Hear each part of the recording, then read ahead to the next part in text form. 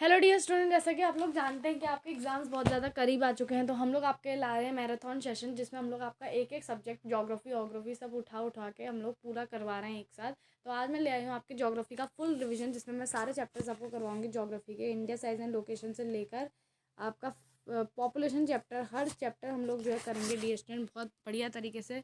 तो इसलिए इसके लिए आप ज़रूरी क्या है कि आप हमारे साथ कोऑपरेट करो और हमारे साथ जो वीडियो है वो एंड तक ज़रूर देखो। आई होप डियर स्टूडेंट आप लोग वीडियो एंड तक ज़रूर देखोगे और मेरी आज्ञा का उल्लंघन नहीं करोगे। ठीक है, तो चलिए विदाउट एनी देरी हम लोग स्टार्ट करते हैं, क्योंकि समय बहुत कम है और कोर्स बहुत ज़्यादा है, तो ख़त्म करना है फटाफट। तो उसके लिए जो है वीडियो फटाफट स्टार्ट भी करना पड़ेगा। तो पहला चैप्टर हमारा इंडिया साइज एंड लोकेशन। तो डियर आप जानते हो कि इंडिया जो है बहुत ज़्यादा एंशियंट सिविलाइजेशन है, ठीक है, जिसने अपना multi facet socio economic progress जो है लास्ट 5 ईयर्स में जो है अचीव कर ली थी। ठीक है, अब अगर मैं इसकी लोकेशन की बात करूँ तो इंडिया जो है इंटायरली कहाँ लाया करता है डियर स्टूडेंट, नॉर्दर्न हेमिस्फीयर में लाया करता है। इसका जो मेन लैंड है डियर स्टूडेंट वो एक्सटेंड करता है बिटवीन, मैं आपको पूरा चार्ट बना के दिखा दूँ, क्योंकि ये चैप्टर ऐसा नहीं है कि थ्योरेटिकली समझा जाए। तो डियर स्टूडेंट देखो,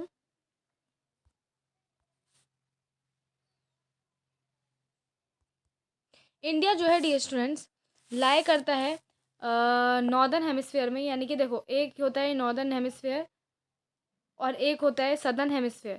इंडिया लाया करता है नॉर्दर्न हेमिस्फीयर में। अब नॉर्दर्न हेमिस्फीयर में इंडिया लाया करता है, इसका जो मेन लैंड है वो कहाँ से एक्सटेंड होता है between latitude 4 degree 8 degree 4 minute north to 37 degree 6 minute north, और इसका जो लॉन्गिट्यूड है वो होता है 68 degree 7 minute east to 97 degree 25 minute east. ठीक है, तो अब यहाँ पे मैं आपको समझाती हूँ ये चीज़, देखो ध्यान से बच्चे।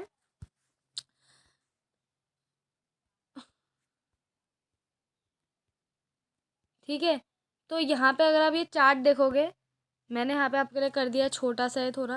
ठीक है, अब यहाँ पे ध्यान से देखो, सबसे पहले मैं बात करूँगी आपके लॉन्गिट लेटीट्यूड की। लेटीट्यूड है 8 डिग्री 4 मिनट नॉर्थ और 37 डिग्री 6 मिनट नॉर्थ।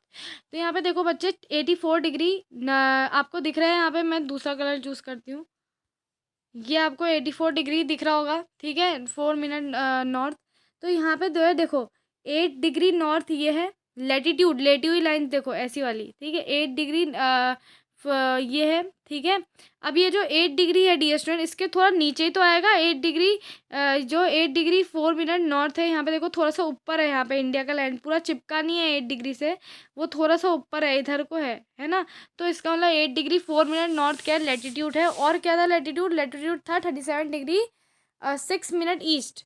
तो यहाँ 37 डिग्री 6 मिनट नॉर्थ। ठीक है, तो अब देखो 37 डिग्री का है, ये देखो 36 डिग्री यहाँ पे है। अब 36 डिग्री से थोड़ा सा ऊपर है, यानी कि यहाँ पे 37 डिग्री 6 मिनट नॉर्थ। ठीक है, लेटीट्यूड। अब लेटीट्यूड हो गया, अब बच्चे लॉन्गिट्यूड में आ जाओ। लॉन्गिट्यूड अगर मैं दिखाऊँ आपको, तो लॉन्गिट्यूड देखो सबसे पहले है 68 डिग्री 7 मिनट ईस्ट और 97 डिग्री 25 मिनट ईस्ट।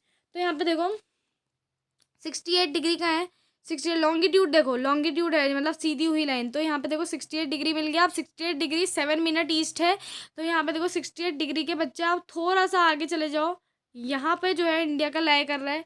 इसी तरह डीएसटी अगर मैं बात करूँ 97 डिग्री 25 मिनट ईस्ट की, तो देखो 96 डिग्री यहाँ पे ईस्ट है, तो हम यहाँ पे थोड़ा सा दूर जाएंगे क्योंकि 97 डिग्री है। तो यहाँ पे इस तरह से लाई करेगा लॉन्गिट्यूड, और इस तरह लेटीट्यूड में। तो इस तरह जो है इंडिया कम्प्लीटली जो है लाई करता है। वो लोकेशन आपकी बुक ने आपको बहुत ही बढ़िया तरीके से जो है बता रखी है, पूरी फिट करके, कैसा इंडिया का डायमेंशन है। क्लियर हो गया डिस्टेंस ये आपको। अब जो ट्रॉपिक ऑफ कैंसर है, जो कि है 23 degree 30 minute north, 23 degree 30 minute north. तो यहाँ पे ध्यान से देखो बच्चे, 23 डिग्री कहाँ पे है आपका, 23 डिग्री आप देखो, ये 20 है, 20 से ऊपर यहाँ पे देखो 24 से नीचे देखो, यहाँ पे 24 है। लेटीट्यूड देखो 24 के नीचे है, यहाँ पे 23 डिग्री 30 मिनट नॉर्थ लेटीट्यूड। ठीक है, तो यहाँ पे ट्रॉपिक ऑफ कैंसर है। अब ये जो ट्रॉपिक ऑफ कैंसर है बिल्कुल एग्जैक्टली कंट्री को लगभग 2 इक्वल पार्ट्स में डिवाइड करता है, साउथ ईस्ट और south waste of the main land. South east कहाँ है, ये है साउथ ईस्ट, और साउथ वेस्ट, सॉरी ये है साउथ वेस्ट, और ये है साउथ ईस्ट। अब ये जो साउथ वेस्ट है, क्योंकि ये क्या है, ये है साउथ वेस्ट। यहाँ पे आपका क्या है, यहाँ पे है आपका लक्षद्वीप, लक्षद्वीप। ठीक है, और जो आपका ये साउथ ईस्ट है, साउथ ईस्ट, यहाँ पे आपका क्या है, यहाँ पे है आपका अंडमान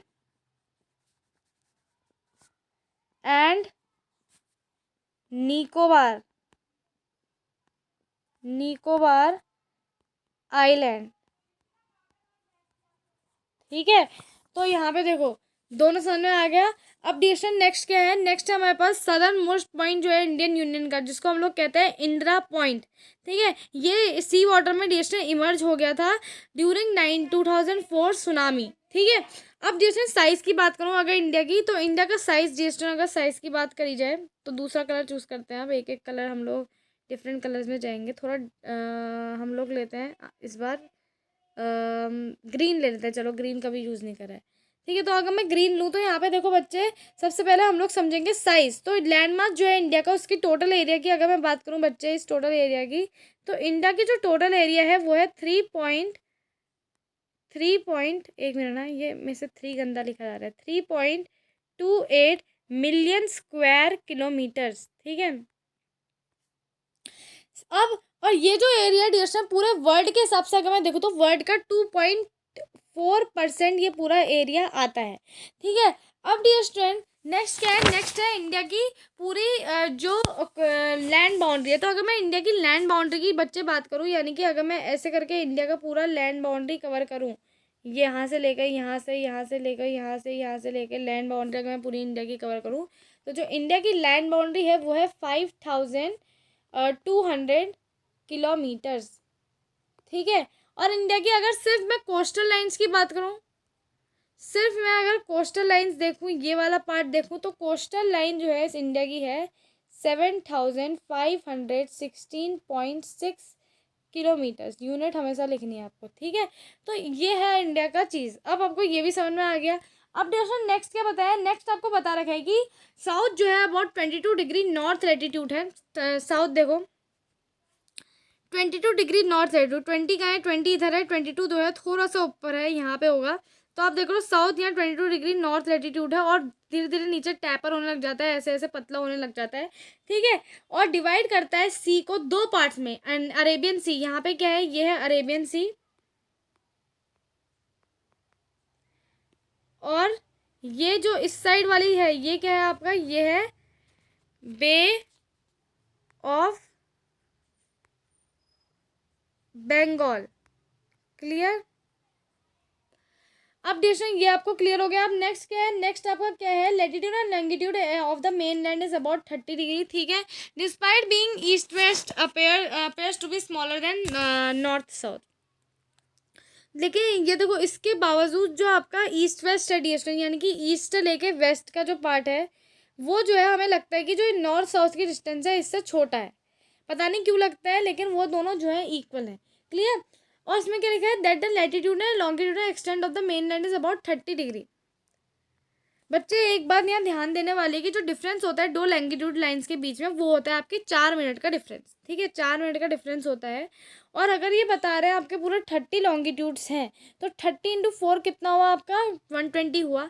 यानी कि आपका ईस्ट और वेस्ट के बीच का जो वो होगा, उसमें आपका टाइम लैग का डिफरेंस आएगा 2 घंटे का, क्योंकि 120 मिनट्स हो गए और 120 divided by 60 it will be 2 hours. तो 2 आवर्स का डिफरेंस आता है। इसलिए डियर स्टूडेंट क्या होता है, वहाँ पे जल्दी सुबह हो जाती है, जो अरुणाचल प्रदेश वाली साइड है। ठीक है, तो यहाँ पे 2 घंटे का लैग है, तो इसलिए स्टैंडर्ड मेरिडियन ऑफ इंडिया जो है सेट करा गया था, जो कि है 82 degree 30 minute north east, sorry, passing through Mirzapur. तो देखो यहाँ पर ट्रॉपिक ऑफ कैंसर है, ये आपका जो है एक्सटेंड है। ठीक है, और यहाँ पे ये एक्सटेंड हो गया, और डिस्टेंस स्टैंडर्ड मेरिडियन है ये 82 डिग्री 30 मिनट ईस्ट। तो देखो 82 डिग्री 30 मिनट ईस्ट जो है, यहाँ पे देखो, यहाँ पे 80 और 84 के बीच में आएगा, बिल्कुल बीच में। ठीक है, तो यहाँ पे कट करेगा, और ये जो पॉइंट है डिस्टेंस, ये है मिर्ज़ापुर, जो कि स्टैंडर्ड मेरिडियन है फॉर इंडिया। क्लियर, तो अब ये चीज़ आपको समझ में आ गई होगी। तो लैटिट्यूडनल एक्सटेंट जो है वो इन्फ्लुएंस करता है duration of day and night as one moves from south to north. ठीक है, अब हमारा नेक्स्ट आता है डियर स्टूडेंट्स, ठीक है, इंडियन वर्ड में आ जाते हैं। तो अगर मैं इंडिया वर्ड की बात करूँ तो इंडिया लैंडमास है central location between east and west Asia, it is southward extension of Asian continent. ठीक है, इंडिया लैंडमास है सेंट्रल लोकेशन कहाँ पे, ईस्ट और वेस्ट एशिया में है। और सेकंड क्या है डिस्टेंस कि इंडिया जो है साउथवर्ड एक्सटेंशन है ऑफ एशियन कॉन्टिनेंट, यानी कि एशिया अगर इतना है तो एशिया का देखो साउथवर्ड पार्ट में इंडिया है। उसके बाद फिर डिस्टेंस नेक्स्ट क्या दिया है, नेक्स्ट है the trans Indian ocean routes, जो है ट्रांस इंडियन ओशियन रूट्स ये जो है, ठीक है, which connect the countries of Europe in west and countries of East Asia, provide strategic central location to India.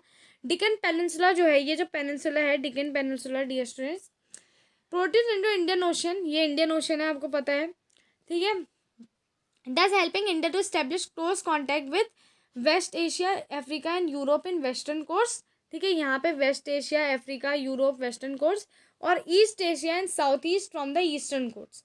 No other country has long coastline as India Ocean as India has. Indeed, it is India's eminent position in the Indian Ocean which justify the naming of the ocean after it.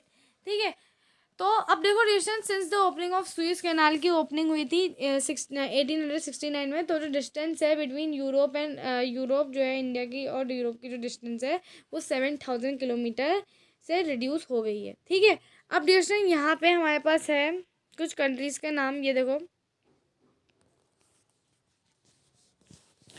Russia, Canada, USA, China, Brazil, Austria और India. तो देखो Russia में जो है पहले size कितना है 17.09 square kilometre.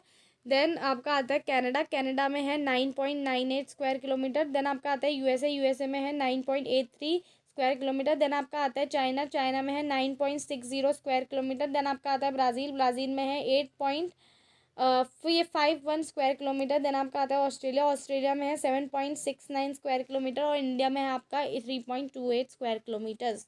तो ये है, आपको ये अच्छी तरह याद करना है, एग्जाम में कभी कभार क्वेश्चन पूछ लेते हैं। ठीक है, उसके बाद देश में आपका आ जाता है India contact with world have been continued through the ages but their relationship through land routes have been much older than marine routes. ठीक है, लैंड रूट्स वाली ज़्यादा जो है ओल्डर है। वेरियस पासेज जो है across the mountains and north have provided passage to the ancient travellers. ठीक है, लॉन्ग जो है ocean restricted such interaction for the long time these route जो है इन्होंने कंट्रीब्यूट करा with the exchange of ideas and commodities since ancient time. जो ideas हैं जैसे उपनिषद और रामायण हो गए, स्टोरीज ऑफ पंचतंत्र हो गई, इंडियन न्यूमेरिकल्स हो गए, डेसिमल सिस्टम हो गए, ये many parts of the world तक पहुंच पाए। मसलिन हो गए, स्पाइसेस हो गए और अदर मर्चेंडाइज जो थे इंडिया से दूसरी कंट्रीज जो है डीएसएल ले जाई जाती थी। ठीक है, अब अगर इंडिया के नेबर्स की बात करूँ तो इंडिया का बहुत इंपॉर्टेंट स्ट्रेटेजिक पोजीशन जो है साउथ एशिया में है। इंडिया के पास 28 स्टेट्स हैं, 8 यूनियन टेरिटरीज हैं और इंडिया जो है कहीं ना कहीं शेयर करता है its land boundary with Pakistan and Afghanistan in north west, और जो चाइना है Tibet, Nepal and Bhutan in north, और Bangladesh and Myanmar in east and southern countries भी हैं जैसे दो आइलैंड कंट्रीज जो कि हैं मालदीव्स एंड श्रीलंका। और श्रीलंका जो है इंडिया से सेपरेट है with the gulf of Mannar या फिर पाल्क स्ट्रेट जो कि नैरो चैनल ऑफ स्ट्रीट है। ठीक है, मालदीव आइलैंड जो है साउथ ऑफ लक्षद्वीप में सिचुएटेड है। ठीक है, तो ये हमने इस पूरा पढ़ा। उसका फिर डू यू नो में है school Bhuvan is NCERT portal providing map based learning to and to bring awareness among the students about the country's natural resources. And there is one more, do you know that before 1947 there were 2 types of state in India, एक तो थे provinces और एक थे princely state. Provinces जो थे directly rule किए जाते थे by local hereditary, directly rule by the British officers जो कि प्रोवाइड करवाते थे, वो जो कि अपॉइंट करते थे वाइस रॉय। और जो प्रिंसली स्टेट है वो डायरेक्टली रूल किए जाते थे बाय लोकल हेरिडिटरी रूलर जो कि who acknowledge sovereignty in return for local autonomy. ठीक है, अब डिस्ट्रिक्ट एक बहुत इंपॉर्टेंट क्वेश्चन है जो लगभग पूछा जाता है एग्जाम्स में कि जो ट्रॉपिक ऑफ कैंसर है वो कौन से स्टेट से पास होके जाती है। तो ट्रॉपिक ऑफ कैंसर की बात करूँ मैं तो यहाँ पे ध्यान से देखो ट्रॉपिक ऑफ कैंसर कौन से जगहों से जो है पास होते हुए जा रही है, बहुत इंपॉर्टेंट है देखना उसको। ठीक है, तो अगर हम इसको देखें तो सबसे पहले डिस्टेंस जो ट्रॉपिक ऑफ कैंसर है वो गुजरात से पास हो रही है, मध्य प्रदेश से पास हो रही है और छत्तीसगढ़ से पास हो रही है, झारखंड से पास हो रही है, वेस्ट बंगाल से पास हो रही है, त्रिपुरा से, मिज़ोरम से और डिस्टेंस और कहाँ से पास हो रही है, 8 स्टेट्स हैं जिससे पास होती है। तो देखो 1 2 3 4 5 6 7 एक और है आपका, वो है राजस्थान। देखो राजस्थान में भी छोटा सा हिस्सा है। तो ये है आपके 8 राज्य जिससे ट्रॉपिक ऑफ कैंसर पास होती है। कौन से हैं? गुजरात, राजस्थान, गुजरात, राजस्थान, मध्य प्रदेश, छत्तीसगढ़, झारखंड, और उसके बाद फिर आपका आता है वेस्ट बंगाल, मिज़ोरम और त्रिपुरा। ठीक है डियर स्टूडेंट, तो यहाँ पे पूरे 8 राज्य हो चुके हैं। क्लियर? तो इस तरह हमने ये चैप्टर जो है कर लिया। आई होप आपको समझ में आ गया होगा। Thank you so much dear student. अब आते हैं हम लोग नेक्स्ट चैप्टर में, जो कि है physical features of India. Physical feature of India में आते हैं डियर स्टूडेंट फटाफट। तो अगर मैं फिजिकल फीचर्स ऑफ इंडिया की बात करूँ, तो इंडिया जो है आप देखते हो बिल्कुल अलग अलग टाइप के यहाँ पे टेरेन्स हैं, फीचर्स हैं, ठीक है। जियोलॉजिकली पेनिनसुलर है, बहुत सारी चीज़ें हैं यहाँ पे। तो सबसे पहले फिजिकल, अगर मैं यहाँ पे फिजियोग्राफिक डिविजन्स की बात करूँ, तो यहाँ पे Himalayan mountains, northern plains, peninsular plateaus, और फिर आ जाता है आपके द ग्रेट इंडियन डेजर्ट। उसके बाद आपका आ जाता है द कोस्टल प्लेन्स, और उसके बाद फिर आपका आ जाते हैं द आइलैंड्स। 6 ये फिजिकल फीचर्स हैं, इनके बारे में बहुत अच्छी तरह आपको पढ़ना है। हिमालयन माउंटेन्स के बारे में अगर बात करो, तो हिमालय जो है जियोलॉजिकली यंग और स्ट्रक्चरली फोल्ड माउंटेन्स हैं, जो कि स्ट्रेच करते हैं from northern border of India, ठीक है। These mountains run around the east west east direction from Indus to Brahmaputra, Indus to Brahmaputra जाते हैं। हिमालय रिप्रेजेंट करते हैं डियर लॉफ्टीएस्ट और one of the rugged mountain barriers in the world. They form an arc, वो एक arc form करते हैं dear, ठीक है। इस तरह कहना, क्योंकि देखो बच्चे यहाँ पे है आपका, तो हिमालय यहाँ से स्टार्ट हो रहा है, तो इस तरह की आके पूरी फॉर्म करते हैं। तो इससे हम लोग इनको क्या कहते हैं? इनको हम लोग कहते हैं पूरी आके फॉर्म करते हैं। और ये कवर करते हैं एरिया ऑफ 2400 किलोमीटर्स लेंथ में, ठीक है। अंदर इतनी जो पूरी लेंथ होगी बच्चे इनकी, ये होगी 2400 किलोमीटर्स की। और सेकेंडली इनकी जो विड्थ होती है, यानी कि कितना ये एक्सटेंड करते हैं, वो है ये 400 किलोमीटर्स से लेके 150 किलोमीटर्स तक एक्सटेंड करते हैं, अगर अरुणाचल प्रदेश तक हम पूरा जाएं तो, ठीक है। अब डिवीजन नेक्स्ट क्या है? नेक्स्ट है जो एल्टीट्यूड में वेरिएशन होते हैं वो ग्रेटर होते हैं ईस्टर्न हाफ में दोज टू वेस्टर्न हाफ, यानी कि ये ईस्टर्न हाफ में ज़्यादा जो है लंबे होंगे वेस्टर्न हाफ में एज़ कम्पेयर टू। और उसके बाद फिर सेकेंडली क्या बताया इन्होंने कि जो हिमालय रेंज होती है वो कंसिस्ट करती हैं 3 पैरेलल रेंजेस के लॉन्गिट्यूडनल एक्सटेंड में, ठीक है। लॉन्गिट्यूडनल एक्सटेंड में 3 पैरेलल रेंजेस होती हैं इनकी। कौन कौन सी होती है? एक होते हैं ग्रेट और इनर हिमालयस, जो होते हैं हिमाद्री, जो यहाँ पे होते हैं डिस्टेंट, ये सबसे पहली जो रेंज होती है। अब इनको आप कहोगे मैम इनको इनर हिमालयस क्यों कह रहे हैं, जबकि ये तो जो है बाहर की साइड है? क्योंकि दोस्तों अगर इंडिया को हम लोग एशिया में पूरा एक देखें, तो एशिया में सबसे अंदर जो है क्या है आपके हिमाद्री है। क्लियर? समझ में आ गया? अब रिएशन नेक्स्ट देखो, नेक्स्ट आपका जो है यहाँ पे हिमाद्री जो है क्या है, सबसे ज़्यादा कंटिन्यूस रेंजेस इनकी होती हैं, सबसे ज़्यादा जुड़ी हुई जो रेंजेस होती हैं इन्हीं की होती हैं। इसमें जो एवरेज हाइट होती है पीक की, वो होती है 6000 मीटर, और ये कंटेन करते हैं most of the prominent Himalayan ranges. अब यहाँ पे देखो हिमालयन रेंजेस तो हम लोग बात करेंगे, लेकिन सबसे पहले इन पीक्स की बात करते हैं। तो अगर मैं माउंट एवरेस्ट की बात करूँ, तो माउंट एवरेस्ट नेपाल में है। इसकी जो हाइट है वो है 8848 किलोमीटर्स, सॉरी मीटर्स हाइट है। और उसके फिर मैं अगर बात करूँ कंचनजुंगा की, कंचनजुंगा इंडिया में है। इंडिया में उसकी जो बेसिकली हाइट है वो है 8598 किलोमीटर्स। देन अगर मैं बात करूँ आपके मकालू की, तो मकालू नेपाल में है, उसकी जो हाइट है वो है 8481। फिर मैं बात करूँ अगर धौलागिरी की, तो धौलागिरी में नेपाल में है। धौलागिरी की जो हाइट है बच्चे वो है 8172। बात करूँ नंगा पर्वत की, इंडिया में है 8126।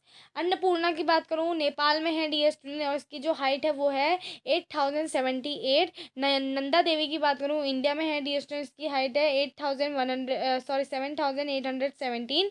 अगर मैं बात करूँ केमट की, केमट जो है नेपाल में है, केमट इंडिया में है, और इसकी जो हाइट है बच्चे वो है 7756। नमचा परवा की जो भी वो भी इंडिया में, इसकी हाइट है 7756। गुरला मंदता की बात करूँ नेपाल में है, इसकी हाइट है 7228। क्लियर? 7728 इसकी हाइट है। अब समझ में आ गया डिस्टेंस। तो आप देखो जो ग्रेटर हिमालयस हैं, हिमाद्री हैं, या फिर जो इनर हिमालयस हैं, ये असिमेट्रिक होते हैं नेचर में। इनका जो कोर पार्ट होता है हिमालय का, वो कंपोज होता है ग्रेनाइट का।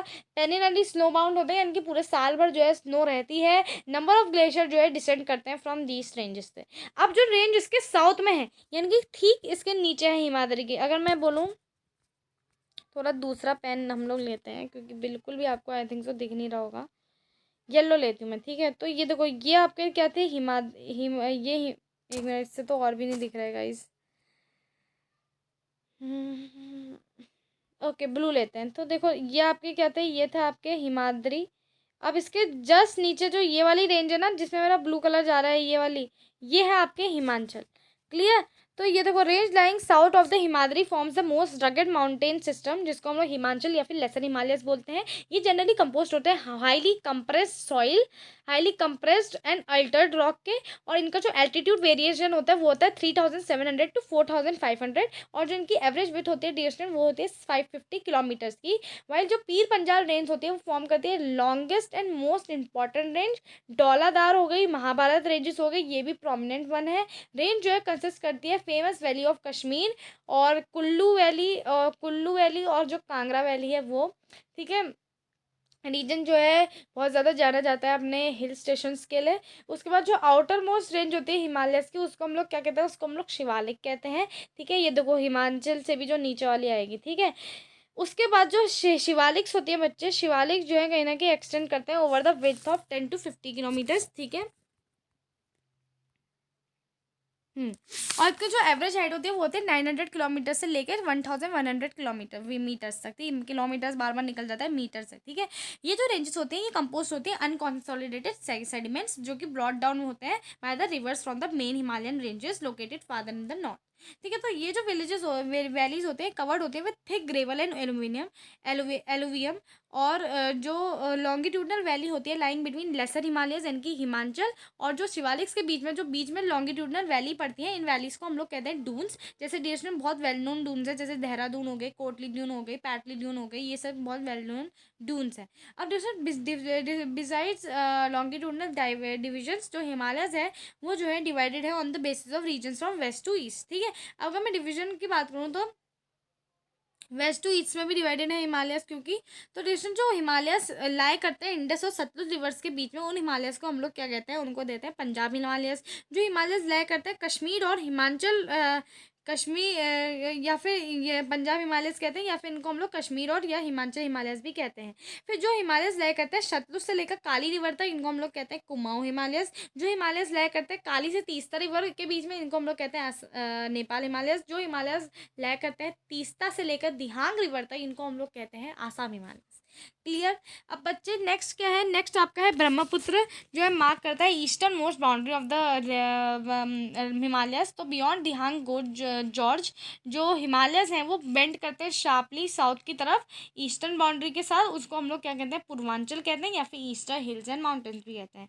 ये जो हिल्स होते हैं रन करती हैं north eastern states and most composed of strong sandstone which are sedimentary rocks. और ये जो है कवर्ड होते हैं विथ डेंस फॉरेस्ट और मोस्टली जो है पैरेलल रेंजेस में रन करती हैं। पूर्वांचल कंप्राइज करते हैं Patkai hills, Naga hills, Manipur hills और मीजो हिल्स। ठीक है।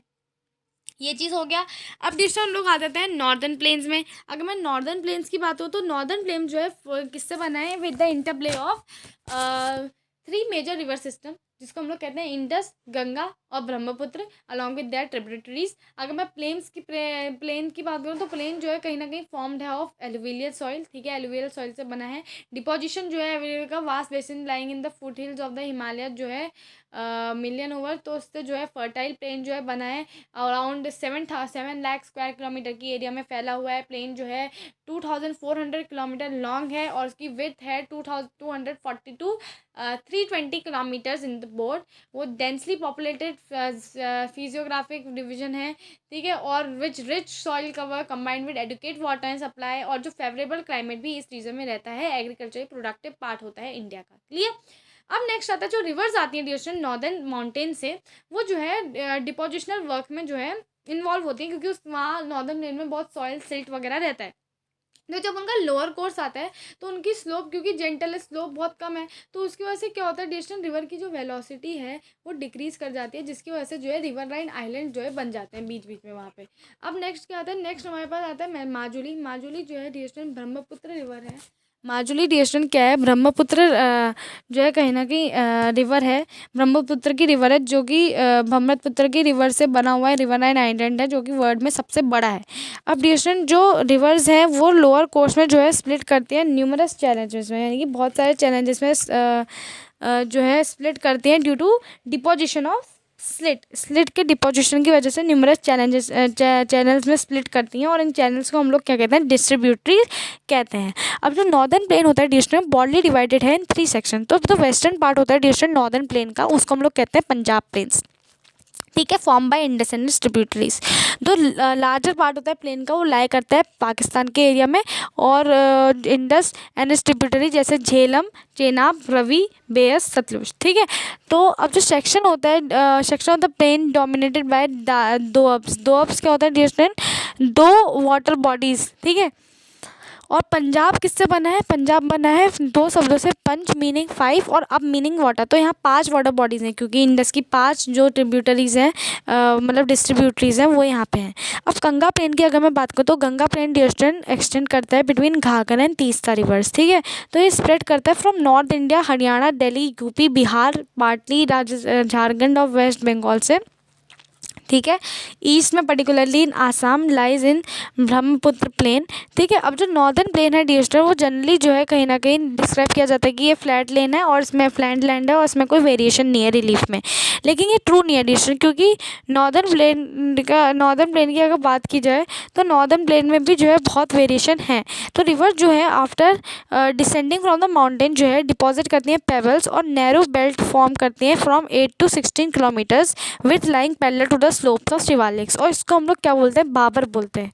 और फिर ऑल जो स्ट्रीम्स होती हैं वो अपेयर होती हैं बाबर बेल्ट में। तो साउथ ऑफ दिस बेल्ट जो है स्ट्रीम्स और जो वाटर रिवर्स होती हैं वो मर्ज होती हैं और क्रिएट करते हैं वेट स्वाम्पी मार्शी रीजन, जिसको हम लोग तैराई कहते हैं। और यहाँ पे थिकली फॉरेस्टेड जो है रीजन होता है फुल ऑफ वाइल्ड लाइफ। उसके बाद फिर डिस्टेंस क्या होता है, फॉरेस्ट जो है क्लियर किया जाता है ताकि यहाँ एग्रीकल्चरल लैंड और settle migrants from Pakistan after partition, ये सारी चीज़ें, ठीक है। दुधवा नेशनल पार्क जो है इस रीजन में है। लार्जेस्ट पार्ट जो होता है नॉर्दर्न प्लेन का, वो है आपका फॉर्म्ड ऑफ ओल्डर एलुवियम, ठीक है। ओल्डर एलुवियम से बना है जो कि बिल्कुल लाई करता है above the foot plains of rivers, ठीक है, और प्रेजेंट करता है टेरिस लाइक फीचर्स, और इसको हम क्या बोलते हैं, इसको हम लोग कहते हैं बांगड़, ठीक है। तो अब डिस्टेंस नेक्स्ट है जो सॉइल होता है इस रीजन में, ये कंटेन करता है बांगड़ रीजन में कैल्करस डिपॉजिट, जिसको हम लोग लोकली कंकड़ बोलते हैं। और द न्यूअर और जो रंगर डिपॉजिट्स होते हैं फुट प्रिंट्स के, उसको हम लोग क्या बोलते हैं, उसको हम लोग खादर बोलते हैं, ठीक है। अब डिस्टेंस जो ये जो खादर सॉइल होता है रिन्यूड होता है ऑलमोस्ट एवरी ईयर, तो ये बहुत फर्टाइल होता है और इंटेंसिव एग्रीकल्चर के बहुत ज़्यादा यूजफुल होता है। अब मैं आ जाती हूँ पेनिनसुलर प्लेटू में। तो अगर मैं पेनिनसुलर प्लेटू की बात करूँ तो पेनिनसुलर प्लेटू डिस्टेंस है एक टेबल लैंड जो कि कंपोज्ड है old crystalline igneous metamorphic rocks, ठीक है। तो ये फॉर्म हुआ था कैसे, breaking and differing of Gondwana land और thus making the part of oldest land mass, ठीक है। तो जो प्लेटू है डिस्टेंस बॉर्ड शैलो वैली है with rounded hills. Plateau consist करता है डिस्टेंस 2 बॉर्ड डिविजन्स के, मेनली सेंट्रल हाईलैंड और डिकन प्लेटू। तो पार्ट ऑफ पेनिनसुलर प्लेटू जो कि लाई करता है north of Narmada river. Narmada river कहाँ पे है, नर्मदा रिवर है डिस्टेंस आपके वहाँ से एक्सटेंड होती है नर्मदा रिवर, गुजरात से और मध्य प्रदेश के वहाँ पे है नर्मदा रिवर, ठीक है। तो जो पार्ट नर्मदा रिवर के नॉर्थ में लाई करता है डिस्टेंस और जो मेजर एरिया मालवा प्लेटू का कवर करता है, उसको हम लोग कहते हैं सेंट्रल हाईलैंड्स। जो विंध्या रेंज है, विंध्या रेंज भी डिस्टेंस मध्य प्रदेश साइड है, ठीक है। तो वहाँ पे bounded by the Satpura range, ठीक है। विंध्या रेंज सतपुरा रेंज के नीचे है, आई गेस मेरे को एग्जैक्टली याद नहीं है बच्चे लोकेशन, बट इसी तरह है, विंध्या और सतपुरा दोनों वहाँ मध्य प्रदेश और गुजरात के साइड है ये लोग, ठीक है। तो अरावली जो है नॉर्थ वेस्ट राजस्थान में है, ठीक है। तो ये जो है further extension gradually emerges sandy and rocky desert of Rajasthan, ठीक है। तो the flow of river draining in this region mainly Chambal, Sindh, Betwa, Ken और south west to north east, तो इंडिकेटिंग द स्लोप। अब central highlands are wider in west में wider होते हैं central highland, but नैरोर होते हैं ईस्ट में। तो ईस्टवर्ड एक्सटेंशन जो होता है प्लेटू का लोकली नोन एज बुंदेलखंड या बघेलखंड। अब देखो जो छोटा नागपुर प्लेटू है वो मार्क करता है further eastward extension drain bye the river Damodar, ठीक है। अब डिस्टेंस नेक्स्ट आता है आपका डिकन प्लेटू। डिकन प्लेटू क्या है, एक ट्रायंगुलर लैंड मास है डिकन प्लेटू। डिकन मतलब प्लेटू नीचे का जो साउथ वाला हिस्सा आ जाता है, ट्रायंगल तो पेनिनसुलर है ना, डिकन पेनिनसुला, वो जो वहाँ पे है इसलिए डिकन प्लेटू नाम पड़ा है इसका। ट्रायंगुलर लैंड मास है lies south the river Narmada के साउथ है। Satpura range flanks into it broad base into north, while Mahadev Kaimur hills and Maikal hills from the eastern extension. लोगे तो ये सारी हिल्स हो जाती हैं। उसके बाद फिर ये जो हिल्स और रेंजेस होते हैं, ये फिजिकल मैप में आप देख सकते हो। उसके बाद फिर डेक्कन प्लेटू जो है वो हाइयर होता है वेस्ट में, और उसका जो स्लोप है वो रिड्यूस होता है ईस्टवर्ड। तो एक्सटेंशन जो होता है प्लेटू का वो विजिबल है नॉर्थ ईस्ट पार्ट में जो है वो विजिबल है, especially known as Meghalaya. Meghalaya से नाम से जाना जाता है। ये कर्बी अंगलोंग प्लेटू के नाम से इसको जानते हैं। नॉर्थ चाचड़ हिल भी इसको कहते हैं। ये सेपरेटेड है बाय द फॉल्ट फ्रॉम छोटा नागपुर प्लेटू, ठीक है। तो इसके 3 प्रोमिनेंट हिल रेंजेस निकलते हैं फ्रॉम वेस्ट टू ईस्ट, और ये हिल रेंजेस कौन से हैं 3 प्रोमिनेंट वाले? गारो हिल्स, खासी हिल्स और जैंतिया हिल्स, ठीक है। तो ये चीज़ आपको समझ में आ गई। अब नेक्स्ट आता है हमारे पास वेस्टर्न और ईस्टर्न घाट्स। अगर मैं वेस्टर्न घाट्स की बात करूँ बच्चे, तो डेक्कन प्लेटूस के जो वेस्टर्न एजेस होते हैं, वेस्टर्न घाट्स होते हैं, वहाँ पे वेस्टर्न घाट जो है पैरेलल होते हैं वेस्टर्न कोट्स के, ज़्यादातर कंटिन्यूस होते हैं, बीच बीच में गैप नहीं होता है, ठीक है। और उनको सिर्फ पासेस के थ्रू ही क्रॉस किया जा सकता है, ठीक है। बहुत बड़े बड़े होते हैं क्योंकि हाइट में। और जो वेस्टर्न घाट्स होते हैं उनकी हाइट होती है ईस्टर्न घाट से ज़्यादा है। एवरेज एलिवेशन है 900 to 1600 metres against 600 metres of the eastern ghat. Eastern ghat में सिर्फ 600 मीटर्स की हाइट होती है। ईस्टर्न घाट जो होते हैं स्ट्रेच्ड होते हैं महानदी वैली से लेकर नीलगिरी तक, ठीक है, साउथ में। और जो ईस्टर्न घाट्स होते हैं वो डिसकंटिन्यूस होते हैं, इरेगुलर होते हैं, decided by the river draining in the bay of Bengal.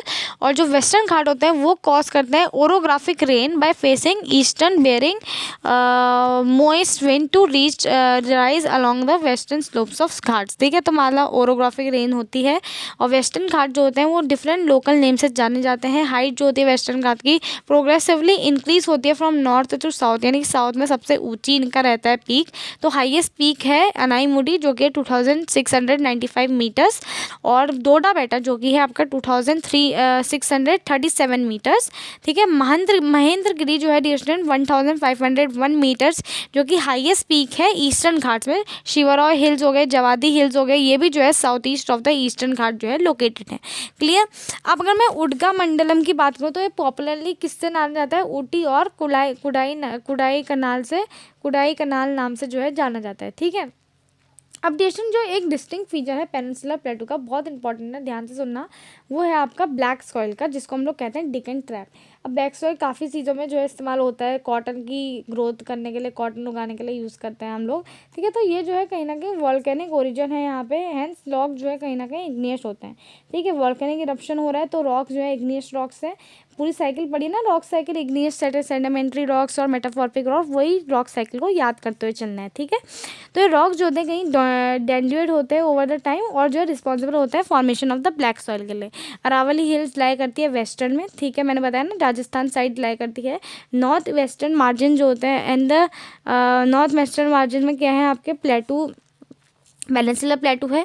These are highly eroded hills and are founded as broken hills, और ये जो एक्सटेंड करते हैं distance Gujarat to Delhi in south west and north east direction. अब अगर distance में Indian desert की बात करूँ तो इंडियन डेजर्ट जो है लाई करता है towards the western margin of Aravalli hills, ठीक है। वेस्टर्न मार्जिन राजस्थान साइड, वही मैंने जैसे कि आपको बताया। तो यहाँ पे जो है इनड्यूलेटिंग सैंडी प्लेन है विद सैंड ड्यून्स वगैरह। सैंड ड्यून्स मतलब जो सैंड का थोड़ा सा ऊपरी पार्ट होता है ना, मतलब उभरा हुआ पार्ट आप कह सकते हो। तो ये रीजन जो है डिस्टेंस कहीं ना कहीं बहुत ज़्यादा जो है कम रेनफॉल जो है रिसीव करता है, बिलो 150 मिलीमीटर पर ईयर, मतलब 150 मिलीमीटर से भी कम पूरे साल की रेनफॉल बता रहे हैं बच्चे आपको। और यहाँ एरिड क्लाइमेट रहता है, लो वेजिटेशन रहता है, स्ट्रीम जो है अपेयर होती हैं रेनी सीजन में, लेकिन फिर जो है डिसअपेयर हो जाती है as they do not have enough water to reach the sea. और जो लूनी है वही यहाँ पे सबसे ज़्यादा लार्ज रिवर है इस रीजन में। ब्राचन्स जो है यहाँ पे क्रिस्टल शेप ड्यून्स जो है देखे जाते हैं लार्ज एरियाज में। लॉन्गिट्यूडनल ड्यून्स जो है become more prominent near the Indo Pakistan border. If you visit Jaisalmer you may go to see group of barchans यहाँ पे जो है दिखते हैं, ठीक है। अब नेक्स्ट आ जाते हैं हम लोग कोस्टल प्लेन्स में। अगर मैं कोस्टल प्लेन्स की बच्चे बात करूँ तो पेनिनसुलर प्लेटू जो है flanked by the stretch of narrow coastal strips, तो ये running from Arabian sea on the west and the bay of Bengal in the east. तो वेस्टर्न कोस्ट की अगर मैं बात करूँ तो वो है western sandwich between western Ghats and the Arabian sea. वहाँ पर जो नैरो प्लेन है वो आपका क्या है, कोस्टल प्लेन है वहाँ का। तो it consist of 3 section, 3 section होते हैं इस प्लेन में। सबसे पहले होता है बच्चे कोंकण। कोंकण होता है आपका मुंबई से लेके गोवा तक का सेक्शन। फिर सेंट्रल स्टेट जो बीच में आता है वो है आपका कन्नड़, और जो सदर्न वाला पार्ट होता है उसको हम लोग कहते हैं मालाबार कोस्ट। क्लियर बच्चे। अब जो ईस्टर्न वाले बॉर्डर है उसमें बे ऑफ बंगाल की साइड वाले जो आपके कोस्टल प्लेन्स होते हैं उसमें जो नॉर्दर्न पार्ट होता है उसको हम लोग नॉर्दर्न सरकार बोलते हैं, और जो सदर्न पार्ट होता है बच्चे उसको हम लोग बोलते हैं उसको हम लोग क्या बोलते हैं बच्चे, उसको हम लोग बोलते हैं कोरोमंडल कोस्ट। तो लार्ज रिवर जैसे महानदी हो गई, गोदावरी हो गई, और कृष्णा हो गई, कावेरी हो गई, ये जो है कहीं ना कहीं यहाँ एक्सटेंसिव डेल्टा कोस्ट में जो है कहीं ना कहीं फॉर्म करते हैं। और जो लेक चिल्का है वो यहाँ का बहुत ज़्यादा इंपॉर्टेंट फीचर है ईस्टर्न कोस्ट का। क्लियर। अब लेक चिल्का कहाँ पे फाउंड आउट होती है ये बच्चा आप मेरे को बताओगे। लेक चिल्का जो है कहीं ना कहीं लार्जेस्ट सॉल्ट वाटर लेक है इंडिया में, और ये लाई करती है in the state of Odisha. देखो यहाँ पे ये आंसर मिल गया, जो साउथ ऑफ महानदी डेल्टा। अब डिस्टेंस नेक्स्ट आता है हमारा आइलैंड। आइलैंड देख लो। अगर मैं आइलैंड की बात करूं बच्चे तो आइलैंड आपको पता है कि आइलैंड में 2 टाइप हमारे आ जाते हैं, लक्षद्वीप आइलैंड और अंडमान एंड निकोबार आइलैंड। तो लक्षद्वीप आइलैंड की अगर मैं बात करूं तो ये मालाबार कोस्ट ऑफ केरला के क्लोज है। ठीक है। तो आइलैंड में जो है group of small coral islands हैं। कोरल क्या होता है, कोरल होते हैं आपके शॉर्ट लिव्ड माइक्रोस्कोपिक ऑर्गेनिज्म। ठीक है। तो ये जो है पानी के अंदर जो है रहते हैं। ठीक है। अर्लियर जो आपका लक्षद्वीप था वो जाना जाता था लैकेद्वीप, मिनिकॉय और एमेंडिव नाम से, लेकिन फिर 1973 में इन सबको जो है लक्षद्वीप कह दिया गया था, लक्षद्वीप। और it covers small area of 32 square kilometres. ठीक है। और कवारती आइलैंड जो है यहाँ का एडमिनिस्ट्रेटिव हेडक्वार्टर्स है ऑफ लक्षद्वीप। ठीक है। ये जो आइलैंड ग्रुप है डिस्टेंट, ये great diversity of flora and fauna represent करता है। पीटी आइलैंड यहाँ की जो है क्या है, बर्ड सेंचुरी है। अब अगर मैं बात करूँ बच्चे आपके अंडमान एंड निकोबार आइलैंड की, तो अंडमान और निकोबार आइलैंड में क्या है, ये बिगर साइज है, मोर न्यूमरस है और स्कैटर्ड है। इंटायर ग्रुप ऑफ आइलैंड जो है डिवाइड है 2 कैटेगरी में, Andaman and north and Nicobar and south. तो ये बिलीव है कि ये जो है ये जो है कहीं ना कहीं है आपके एलिवेटेड पोर्शन ऑफ सबराइन माउंटेन्स, यानी कि सी लेवल में से ही माउंटेन है, और माउंटेन का जो अपर पार्ट है वो सी के बाहर निकला हुआ है, ऐसा माना जाता है। ठीक है। ये जो आइलैंड ग्रुप है डिस्टेंस, ये जो है ग्रेट स्ट्रेटेजिक इंपॉर्टेंस है फॉर द कंट्री। ये there is great diversity of flora and fauna in these groups of island, और these island close to the equator experience equatorial climate as and और thick forest cover भी यहाँ पे है। तो India का active volcano कहाँ पे पाया जाता है, बैरन आइलैंड में पाया जाता है, जो कि Andaman and Nicobar island of groups of island में के अंदर है। अभी जो लास्ट पैराग्राफ है बच्चे बहुत इंपॉर्टेंट है, ज़्यादातर केस स्टडी इसी लास्ट पैराग्राफ से आती है। तो डिटेल अकाउंट जो है डिफरेंट आपको दिया गए थे यहाँ पे फिजियोग्राफिक फीचर्स के, जो मैंने आपको पढ़ा है अभी। और यहाँ पे जैसे कि आपको बताया गया कि जो माउंटेन्स हैं वो मेजर सोर्सेज हैं वाटर और फॉरेस्ट वेल्थ के। नॉर्दर्न प्लेन जो है कहीं ना कहीं ग्रेनरीज हैं कंट्रीज़ के लिए, और बेस प्रोवाइड करते हैं फॉर अर्ली सिविलाइजेशन के लिए। प्लेटू जो है कहीं ना कहीं स्टोर हाउस है मिनरल्स का, वो जो है कहीं ना कहीं बहुत क्रूशियल रोल प्ले करता है in industrialisation of the country. Then eastern जो कोस्टल रीजन्स हैं या आइलैंड ग्रुप हैं वो साइट्स प्रोवाइड करते हैं for fishing and port activities. ठीक है। और ये जो डाइवर्स फिजिकल फीचर हैं इंडिया के, इसी की वजह से जो है डेवलपमेंट्स भी हमारी कंट्री में हो रहे हैं। ठीक है। तो इस तरह से चैप्टर खुद की होती है happy ending. I hope dear आपको चैप्टर अच्छी तरह से समझ में आया होगा। ठीक है। मैंने अपना पूरा टाइम दिया, फुलफिल 25 मिनट मैंने आपको इस चैप्टर में दिए हैं, क्योंकि ये चैप्टर इंपॉर्टेंट था। अब हम पढ़ते हैं नेक्स्ट चैप्टर। नेक्स्ट चैप्टर है बच्चे हमारा ड्रेनेज, जो हम कवर करने वाले हैं। तो डियर स्टूडेंट चलिए स्टार्ट करते हैं ड्रेनेज चैप्टर को विदाउट एनी देरी। तो देखो यहाँ पे सबसे पहले ड्रेनेज चैप्टर को अगर हम समझे तो डियर स्टूडेंट देखो बहुत सारे जो रिवर बॉडी हैं हमारी कंट्री इंडिया में, वो जो है अल्टीमेटली कहीं ना कहीं ड्रेन करती है। अब जो एरिया ड्रेन किया जाता है एक सिंगल रिवर द्वारा, उस एरिया को हम लोग कहते हैं, जो सिस्टम होता है उसको हम लोग कहते हैं ड्रेनेज बेसिन। अब डियर स्टूडेंट जो ड्रेनेज बेसिन है ये हो गया। अब देखो माउंटेन या जो अपलैंड होता है वो डिवाइड करता है 2 ड्रेनेज बेसिस को, और इस अपलैंड को हम लोग क्या कहते हैं, वाटर डिवाइड कहते हैं। सबसे इंडिया का जो सबसे लार्जेस्ट ड्रेनेज बेसिस है वो किसका है, वो है अमेजॉन रिवर का। ठीक है। तो कौन सी रिवर का लार्जेस्ट बेसिन है इंडिया में, ये क्वेश्चन का हमको मेरे को आंसर देना बहुत ही ज़्यादा सिंपल आंसर है, ठीक है। अब ड्रेनेज सिस्टम इन इंडिया की बात करते हैं। तो ड्रेनेज सिस्टम इन इंडिया की अगर मैं बात करूँ तो ड्रेनेज जो है मेनली इंडिया में जो है मतलब इंडिया में mainly control by the broad relief features of subcontinent. तो India rivers are divided into two major groups. India की रिवर दो टाइप्स में बटी हुई है, एक है हिमालयन रिवर्स ड्यूरेशन और एक है पेनिनसुलर रिवर। अगर मैं हिमालयन रिवर्स की ड्यूरेशन में बात करूँ तो जो हिमालयन रिवर्स है duration, most of the Himalayan rivers are perennial. Perennial मतलब कि उसमें वाटर थ्रू आउट रहता है, ठीक है, कभी भी वो जो है सूखती नहीं है। रीज़न, क्योंकि ग्लेशियर्स हैं, हिमालयन नेचुरल माउंटेन्स है, ग्लेशियर्स हैं, बर्फ़ के तरह रहते हैं, कभी कभार मेल्ट करते हैं तो पानी की कंटिन्यूस सप्लाई रहती है। तो सेकंड क्या है, सेकंड ये है कि ये जो ये two major river, Himalayan river जो है इंडस और ब्रह्मपुत्र, ये ओरिजिनेट करती है फ्रॉम नॉर्थ माउंटेन रेंजेस, यानी कि जो नॉर्थ माउंटेन रेंजेस होते हैं वहाँ से दोनों रिवर आती है और ये कट करती हैं थ्रू माउंटेन्स और ये बहुत अच्छे अच्छे जॉर्जेस वगैरह बनाते हुए आती हैं। हिमालयन रिवर जो होती है उनका जो उनके लॉन्ग कोर्सेज होते हैं, ठीक है, from their sources to the sea, ठीक है, और ये जो है इंटेंसिव जो है कहीं ना कहीं इरोजनल एक्टिविटी जो है करते हैं, ठीक है, और use load of carry use load of silt and sand. फिर क्या है ड्यूरेशन, इन मिडिल और लोअर कोर्सेज जो होते हैं, ये जो रिवर्स होती हैं duration Himalayan rivers, reminders oxbow lakes और मैनी अदर डिपोजिशनल फीचर्स जो है बनाती है। इनके पास जो है वेल डेवलप्ड जो है डेल्टास भी हैं। अब आप बोलोगे मैम आप ऑक्सबो लेक और मेंडर्स और डेल्टास भी बता दो, मैं ड्यूरेशन बता देती, बस बिकॉज ये मैराथन सेशन है, मैं नहीं चाहती कि इसमें ज़्यादा टाइम इन्हीं चीज़ों में लग जाए। तो कोई बात नहीं बच्चे, क्योंकि एग्जाम का टाइम चल रहा है और मैं आपकी प्रिपरेशन नहीं करवा रही हूँ, तो मैं एक सेपरेट वीडियो में आपको सारे जो फिजियोग्राफिक डिपोजिशनल फीचर्स हैं, ये सारे फीचर्स जो है बताऊंगी। डेल्टा, मिएंडर्स और ऑक्सबो लेक कैसे बनते हैं ये हम समझेंगे, क्लियर, एक सेपरेट वीडियो में, बट ओके। तो अब डिवीजन नेक्स्ट क्या है, नेक्स्ट है हमारे पेनिनियल रिवर। अगर पेनिनसुलर रिवर्स की बात करें तो पेनिनसुलर रिवर डिवीजन वो रिवर्स होती हैं जो large number of peninsular river जो होती हैं वो सीजनल होती हैं, इनकी इनके वाटर कभी कभार रहता है, कभी कभार सूख जाता है, क्योंकि इनके पास कंटिन्यूस सप्लाई नहीं है वाटर की, ठीक है। तो ज़्यादातर रेन वाटर की वजह से ही ये लोग जो है उसी में डिपेंडेंट रहते हैं। अब डिवीजन पेनिनसुलर रिवर जो होती हैं इनमें जो वाटर होता है, next year during dry season इनके पास जो है बहुत रिड्यूस फ्लो होता है water in their channel. Peninsular river जो होते हैं इनके पास शॉर्टर और शैलोअर कोर्स होता है as compare to Himalayan counterparts. और जो सम ऑफ देम जो होती हैं ये ओरिजिनेट करते हैं फ्रॉम सेंट्रल हाईलैंड प्लेटू वगैरह से ओरिजिनेट करके वेस्ट की तरफ फ्लो करती हैं। और ये जो है बहुत कम रिवर है, ये जो दो रिवर हैं इनका नाम है तापी और नर्मदा, ठीक है। और बाकी जो बहुत सारी पेनिनसुलर रिवर्स होती हैं ये वेस्टर्न घाट में ओरिजिनेट करती हैं और बे ऑफ बंगाल की तरफ जो है फ्लो करती हैं, क्लियर। अब नेक्स्ट अगर मैं नेक्स्ट चीज़ में तो नेक्स्ट है हमारे पास हिमालयन रिवर।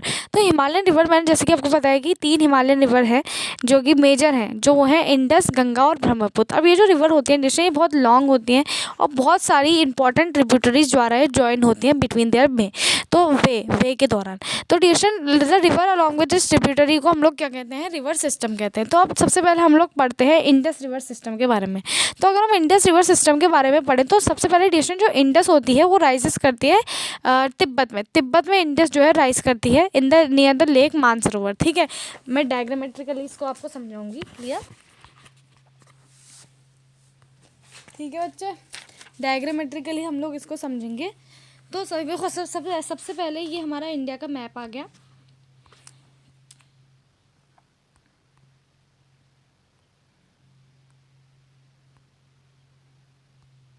यहाँ पे मैं एक कलर चूज़ कर लेती हूँ, कोई भी रैंडम, पीला ले लेते हैं। पीला गंदा लग रहा है इसमें, पता नहीं क्यों।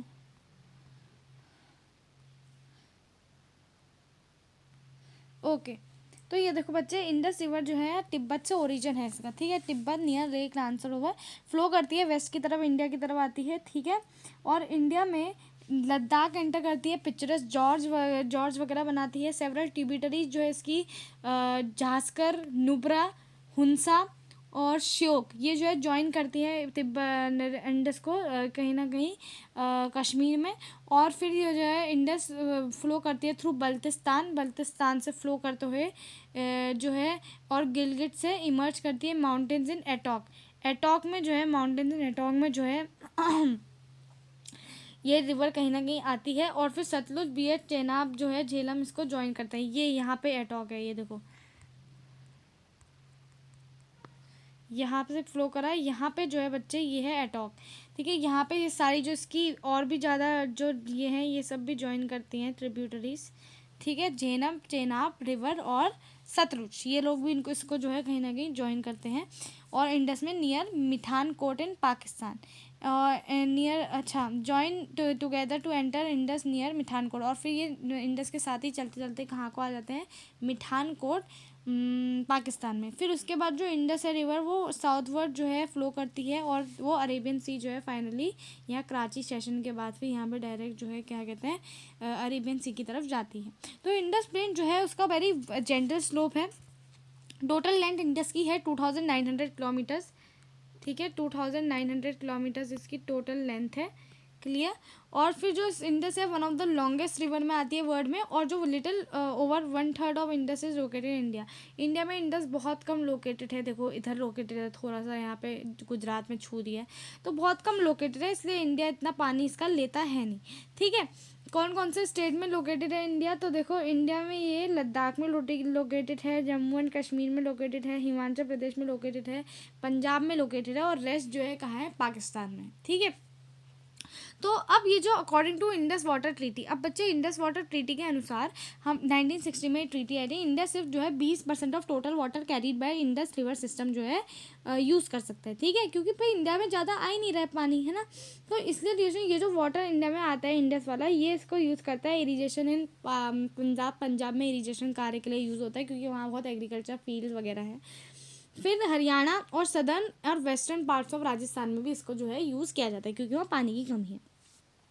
अब आ जाते हैं हम लोग गंगा रिवर सिस्टम में। अगर गंगा रिवर सिस्टम की मैं बात करूँ तो हेडक्वार्टर जो होते हैं गंगा के, उसको हम लोग क्या क्या कहते हैं, भागीरथी, जो कि fed by the Gangotri glacier, Gangotri area से भागीरथी आए हेडक्वार्टर जो है गंगा रिवर के।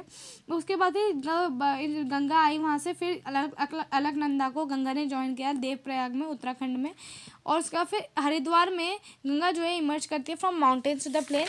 उसके बाद फिर डिस्टेंस गंगा जो है बहुत सारी ट्रिब्यूटरीज द्वारा जो है ज्वाइन की जाती है, ठीक है।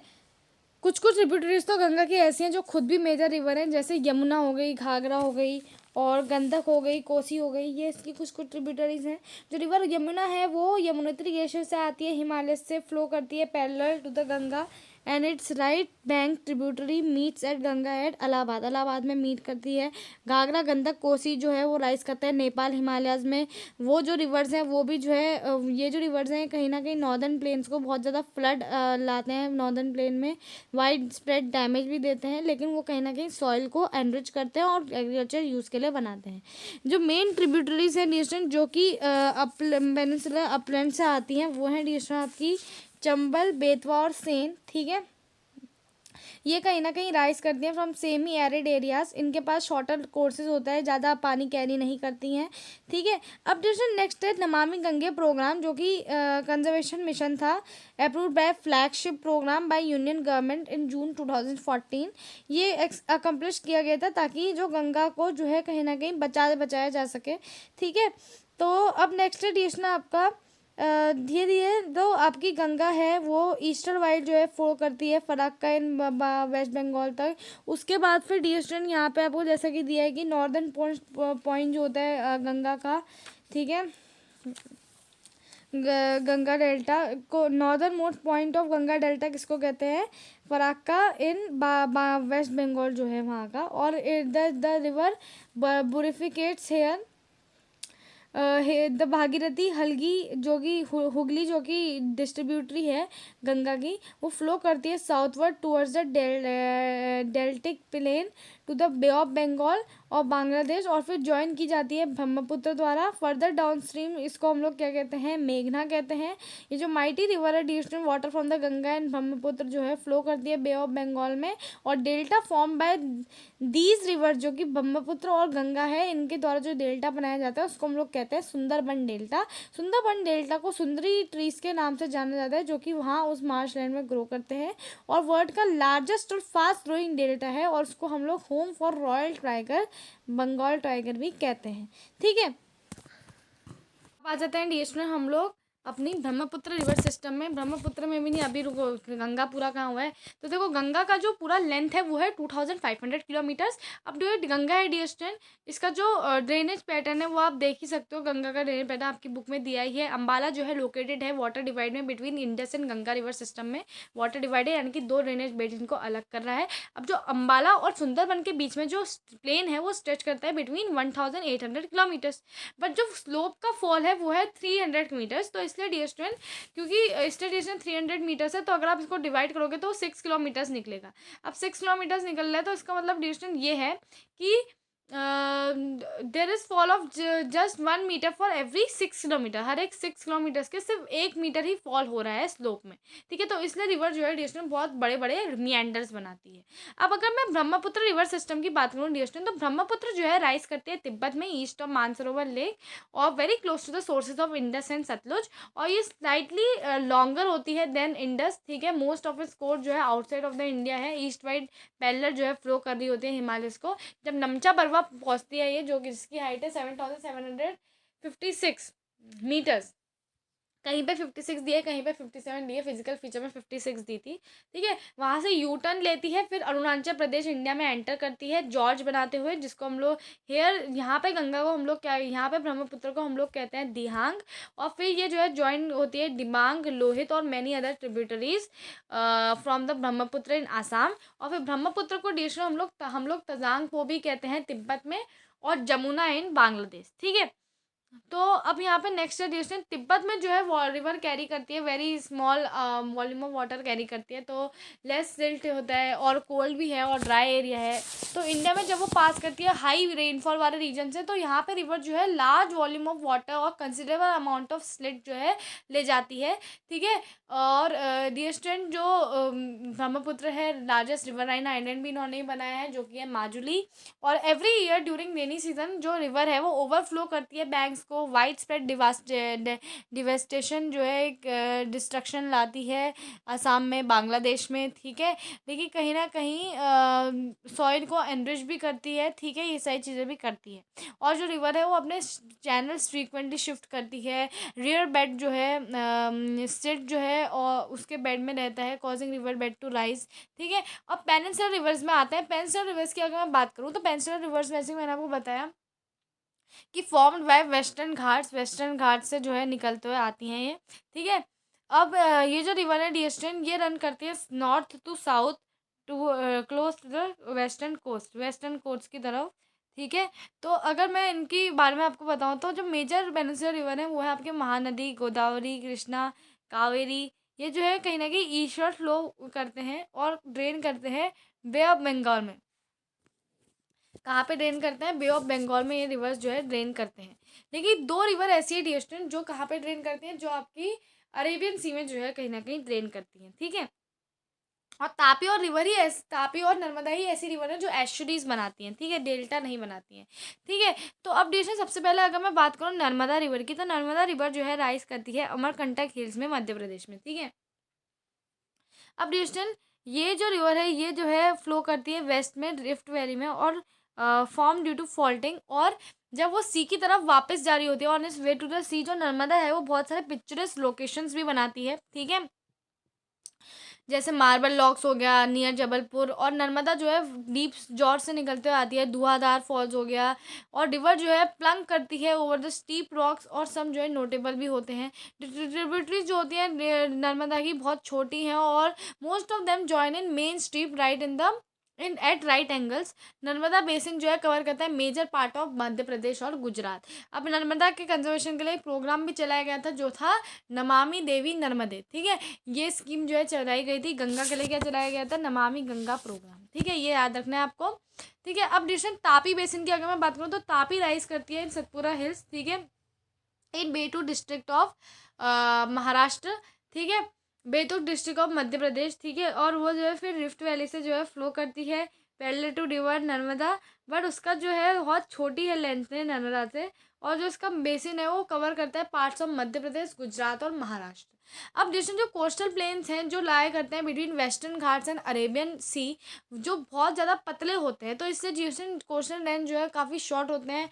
मेन जो वेस्ट फ्लोइंग रिवर्स हैं यहाँ पे साबरमती, माही, भरतपुजा, पेरियार, ये सारे हैं, ठीक है। अब अगर मैं गोदावरी बेसिन की बात करूँ तो गोदावरी जो है लार्जेस्ट पेनिनसुलर रिवर है जो कि राइज करती है with the from the slopes of western Ghats in Nashik district of Maharashtra, ठीक है। और इसकी जो लेंथ है वो है अबाउट 1500 किलोमीटर्स। ड्रेन करती है बे ऑफ बंगाल में। ड्रेनेज बेसिन जो है उसको जो है हम लार्जेस्ट मानते हैं अमंग द पेनिनसुलर रिवर, सारी पेनिनसुलर रिवर्स में से लार्जेस्ट बेसिन उसको माना जाता है। और जो बेसिन है वो कवर्स करता है पार्ट ऑफ महाराष्ट्र, 50% महाराष्ट्र का पार्ट कवर करता है वो, मध्य प्रदेश का, उड़ीसा का और आंध्र प्रदेश का, ठीक है। महाराष्ट्र, उड़ीसा, मध्य प्रदेश और आंध्र प्रदेश। तो रीजनल अब ये जो गोदावरी है ज्वाइन की जाती है बाय नंबर ऑफ ट्रिब्यूटरीज, जैसे पूर्णा हो गई, वर्धा हो गई, परिणीता हो गई, परिणीता, और फिर आपका मंजरा हो गई, और वेन गंगा हो गया, पेन गंगा। मंजरा, पेन गंगा और वेन गंगा ये सबसे लार्जेस्ट रिवर्स हैं, ठीक है। ट्रिब्यूटरीज ये वाली जो है बहुत लार्ज हैं, ये वाली जो तीन है, ठीक है, बिकॉज ऑफ देयर लेंथ। और जो एरिया वो कवर करती है गोदावरी को जो है दक्षिण गंगा के नाम से भी जाना जाता है। अब आ जाते हैं हम महानदी रिवर में। महानदी जो है राइज करती है from the highland of central highlands of Chhattisgarh, और जो है फ्लो करती है थ्रू ओडिशा, फिर जो है बे ऑफ बंगाल में जाती है। लेंथ इस रिवर की है 860 किलोमीटर्स। ड्रेनेज बेसिन जो है वो शेयर किया जाता है महाराष्ट्र, छत्तीसगढ़, झारखंड और उड़ीसा द्वारा, ठीक है डियर स्टूडेंट्स। और अब मैं अगर बात करूँ आपके नेक्स्ट चीज़ की, तो नेक्स्ट आपका अगर मैं बात करूँ तो वो है आपका कृष्णा रिवर। तो कृष्णा रिवर की अगर मैं बात करूँ तो कृष्णा जो है कहीं ना कहीं राइज करती है फ्रॉम महाबलेश्वर, और कृष्णा फ्लो करती है फॉर अबाउट 1400 किलोमीटर्स, रीच करती है बे ऑफ बंगाल, तुंगरा भरदा, कोयाना, जो आपका गतपरबा हो गया, मूसी, ये सारे इसके ट्रिब्यूटरीज हैं, भीमा।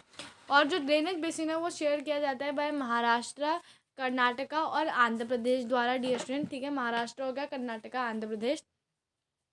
अब अगर मैं बात करूँ कावेरी के बारे में, तो कावेरी जो है डिवीजन राइज करती है Brahmagiri ranges of western Ghats, reach करती है बे ऑफ बंगाल, ठीक है। और बे ऑफ बंगाल रीच करती है साउथ ऑफ कुड्डालोर इन तमिलनाडु। और टोटल लेंथ जो होती है इस रिवर की वो है 760 किलोमीटर्स। इट्स मेन ट्रिब्यूटरी, जो इसकी मेन ट्रिब्यूटरी है वो है डिवीजन अमरावती, भवानी, हेमावती और काबिनी, ये इसकी जो है मेन ट्रिब्यूटरीज हैं। Basin its basin drains are parts of Karnataka, Kerala and Tamil Nadu, ठीक है। तो ये डिस्ट्रिक्ट आपको जो है समझ में आ गया होगा। अब डिस्ट्रिक्ट हम लोग का नेक्स्ट में है, तो नेक्स्ट आप देखो यहाँ पे लिखा है डिड यू नो, ठीक है।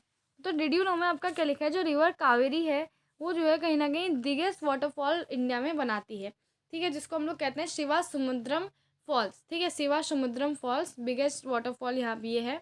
ये हाइड्रो इलेक्ट्रिक पावर्स के जनरेट करने के लिए यूज़ किया जाता है, ठीक है। और ये पावर सप्लाई की जाती है मैसूरू, बेंगलुरु, कोलर गोल्ड फील्ड्स में, ठीक है। अब आ जाता है name of biggest waterfall in India. ये भी तो सबको पता होना चाहिए, डिस्ट्रिक्ट कमेंट बॉक्स में मेरे को लिखना, मैं आंसर बताऊंगी आपको इसका। और देखो मेजर रिवर्स को अगर मेजर रिवर्स के अलावा डिस्ट्रिक्ट कुछ कुछ और रिवर्स भी हैं, जैसे दामोदर, ब्रह्मानी और बेतरनी, ये भी सुब्रनरेखा, ये भी कुछ कुछ रिवर्स हैं। अब 71% जो वर्ड्स की सरफेस है वो किससे कवर है, वाटर द्वारा। और 97%, वो जो 71% है ना उसका भी 97% जो है वो सॉल्ट वाटर है। और जो 3% है वो जो है फ्रेश वाटर की तरह अवेलेबल है, जो कि head quarters three head quarters of it is tapped as ice, वो जो है कहीं ना कहीं आइस की तरह टैप्ड है। अगर डिस्ट्रिक्ट में लेक्स में हो तो देखो लेक्स बहुत सारी फेमस हैं, आप जानते ही हो बहुत सारी फेमस लेक्स। तो डिस्ट्रिक्ट आपके आ गई दाल लेक, ये सारी कुछ कुछ लेक्स हैं, ठीक है। अब डिस्ट्रिक्ट जो लेक्स है श्रीनगर, नैनीताल, ये सारी जगह में पाई जाती हैं। लेक जो है लार्ज एक्सटेंट की जो होती है उनको सीज कहते हैं, ठीक है। डेड सी, एरियल सीज वगैरह सीज हो गई, ठीक है। अब इंडिया के पास बहुत सारी लेक्स हैं, ठीक है। लेक्स के अलग अलग साइज़ हैं, अलग अलग कैरेक्टरिस्टिक्स हैं। बहुत सारी लेक जो है परमानेंट हैं, कुछ टेम्परेरी लेक्स हैं, ठीक है। जैसे आपकी जो कुछ कुछ लेक्स हैं जो वाटर सिर्फ रेनी सीजन में ही कैरी करती हैं, ठीक है। इसी तरह देश में कुछ लेक्स जो हैं सॉल्ट वाटर लेक्स हैं, कुछ फ्रेश वाटर लेक्स हैं, ठीक है। अब मियंडरिंग रिवर जो होती है across the foot plain forms cut offs that later develop into oxbow lake, ठीक है। तो स्प्लिट्स और जो बॉर्स हैं वो फॉर्म करते हैं लगून्स, ठीक है। कोस्टल एरियाज में जनरली होते हैं। चिल्का लेक हो गई, पुलिकेट लेक हो गई, कुल्लू लेक हो गई, ठीक है। एग्जाम्पल हैं लगून्स वगैरह के, ठीक है। और फिर lakes in the reason of inland drainage are sometimes seasonal, जैसे सांबल लेक राजस्थान में है, एडिशनल सॉल्ट वाटर लेक, ठीक है, सॉल्ट प्रोड्यूस करने के लिए इस्तेमाल किया जाता है। फ्रेश वाटर लेक्स भी एडिशनल हिमालयन रीजन में, जैसे एडिशनल वुलर लेक हो गई जम्मू एंड कश्मीर में, नैनीताल ले भीमताल और दाल लेक, ये भी कुछ कुछ भरा भरा पानी, कुछ और भी फ्रेश वाटर इंपॉर्टेंट लेक्स हैं, ठीक है। अब एडिशनल नेक्स्ट आपके आ जाता है, अपार्ट फ्रॉम नेचुरल लेक दो river generation for hydel power has led to formation lake, जैसे गुरु गोविंद सागर भरका नंगल प्रोजेक्ट, ठीक है। ये इस तरह के प्रोजेक्ट भी डेवलप हो रहे हैं, जो आर्टिफिशियल लेक्स वगैरह हैं ये भी बन रही हैं, ठीक है। Lakes have great value to human beings, यहाँ से क्वेश्चन 5 मार्क्स का आता है additional. A lake helps to regulate the flow of water during heavy rain, it prevents the flooding and during dry season it maintains the even flow of water. Lake जो होती हैं वो कहीं ना कहीं एडिशनल आपका यूज़ की जाती है, लेक कहीं ना कहीं यूज़ किया जाता है फॉर लेक्स कहीं ना कहीं एडिशनल लेक्स कहीं ना कहीं यूज़ किया जाता है duration to maintain even flow of water, ठीक है। फिर लेक्स को ड्यूरेशन हम लोग फॉर डेवलपिंग हाइडल पावर भी यूज़ करते हैं, ठीक है। They moderate the climate of the surrounding, क्योंकि लेक्स की वजह से इवेपोरेशन वजह होता है, और क्लाइमेट चैप्टर में अभी आप पढ़ोगे आगे। और उसके बाद फिर ड्यूरेशन मेंटेन जो है maintain the ecosystem natural beauty, it help it natural beauty और it help it to develop tourism and provide recreation, ठीक है। अब अगर मैं रोल ऑफ रिवर्स की बात करूँ, रोल्स ऑफ रिवर की बात करो तो रिवर भी जो है फंडामेंटल इंपॉर्टेंस है through out the human history. Water from the river जो है बेसिक नेचुरल रिसोर्स है, ठीक है, essential for various human activity. River का पानी हमें चाहिए होता है। रिवर बैंक्स जो है अट्रैक्ट करते हैं सेटलर्स को फ्रॉम एशियन टाइम्स। ये जो सेटलमेंट्स हैं या बिग सिटीज़ बन गए हैं, ठीक है। और using river for irrigation purpose के लिए हम यूज़ करते हैं, नेविगेशन के लिए यूज़ करते हैं, हाइड्रो पावर जनरेशन के लिए करते हैं, ठीक है। एग्रीकल्चर के लिए रिवर का मेन यूज़ होता है, तो ये और पीने के लिए भी होता है रिवर्स का यूज़, रिवर्स का पानी जो साफ़ रिवर्स होती हैं। लेकिन अब रिवर पॉल्यूशन हो रहा है, तो ऐसे तो पी नहीं रहे हैं बच्चे, ऐसे तो हम लोग पानी पी नहीं रहे हैं, अब उनको फ़िल्टर्ड करके हम पी रहे हैं। तो ग्रोइंग डोमेस्टिक म्यूनिसिपल और इंडस्ट्रियल जो है डिमांड की वजह से वो क्वालिटी ऑफ वाटर को घटा रहा है, क्योंकि वहाँ से पानी यूज़ कर लिया जा रहा है। More and more water is being drained out of the river, reducing there volume. और उसके बाद फिर जो हैवी लोड है अनट्रीटेड सीवेज का, वो इंडस्ट्रियल एलिमेंट्स का, वो वहाँ पे एम्प्टी किया जा रहा है रिवर में, जिसकी वजह से रिवर जो है पॉल्यूट हो रही है। रिवर की सेल्फ क्लिनजिंग कैपेसिटी में भी उसमें फ़र्क पड़ रहा है, क्योंकि इतना ज़्यादा डाल दिया गया है पॉल्यूशन कि अब रिवर खुद को क्लीन भी नहीं कर पा रही अच्छी तरह, वरना रिवर के पास खुद की क्वालिटी होती है सेल्फ क्लिनजिंग की, ठीक है। तो जैसे गंगा डिविजन 20 किलोमीटर तक जो है पॉल्यूशन को डाइल्यूट कर सकती है, ठीक है। लेकिन अब बढ़ते अर्बनाइजेशन और इंडस्ट्रियलाइजेशन के लिए वो हो नहीं पा रहा है, ठीक है। तो पॉल्यूशन ऑल्यूशन ये सब बहुत राइज कर रहा है, जो कि मेजर कंसर्न है, ठीक है। तो ये हो गया डिविजन हमारा चैप्टर। अब यहाँ पे एक छोटा सा बॉक्स है हमारा, नेशनल रिवर कंजर्वेशन प्लान, जैसे कि आप देख सकते हो। तो national river conservation plan Ganga action plan launch किया गया था आपका, ठीक है, 1985 में।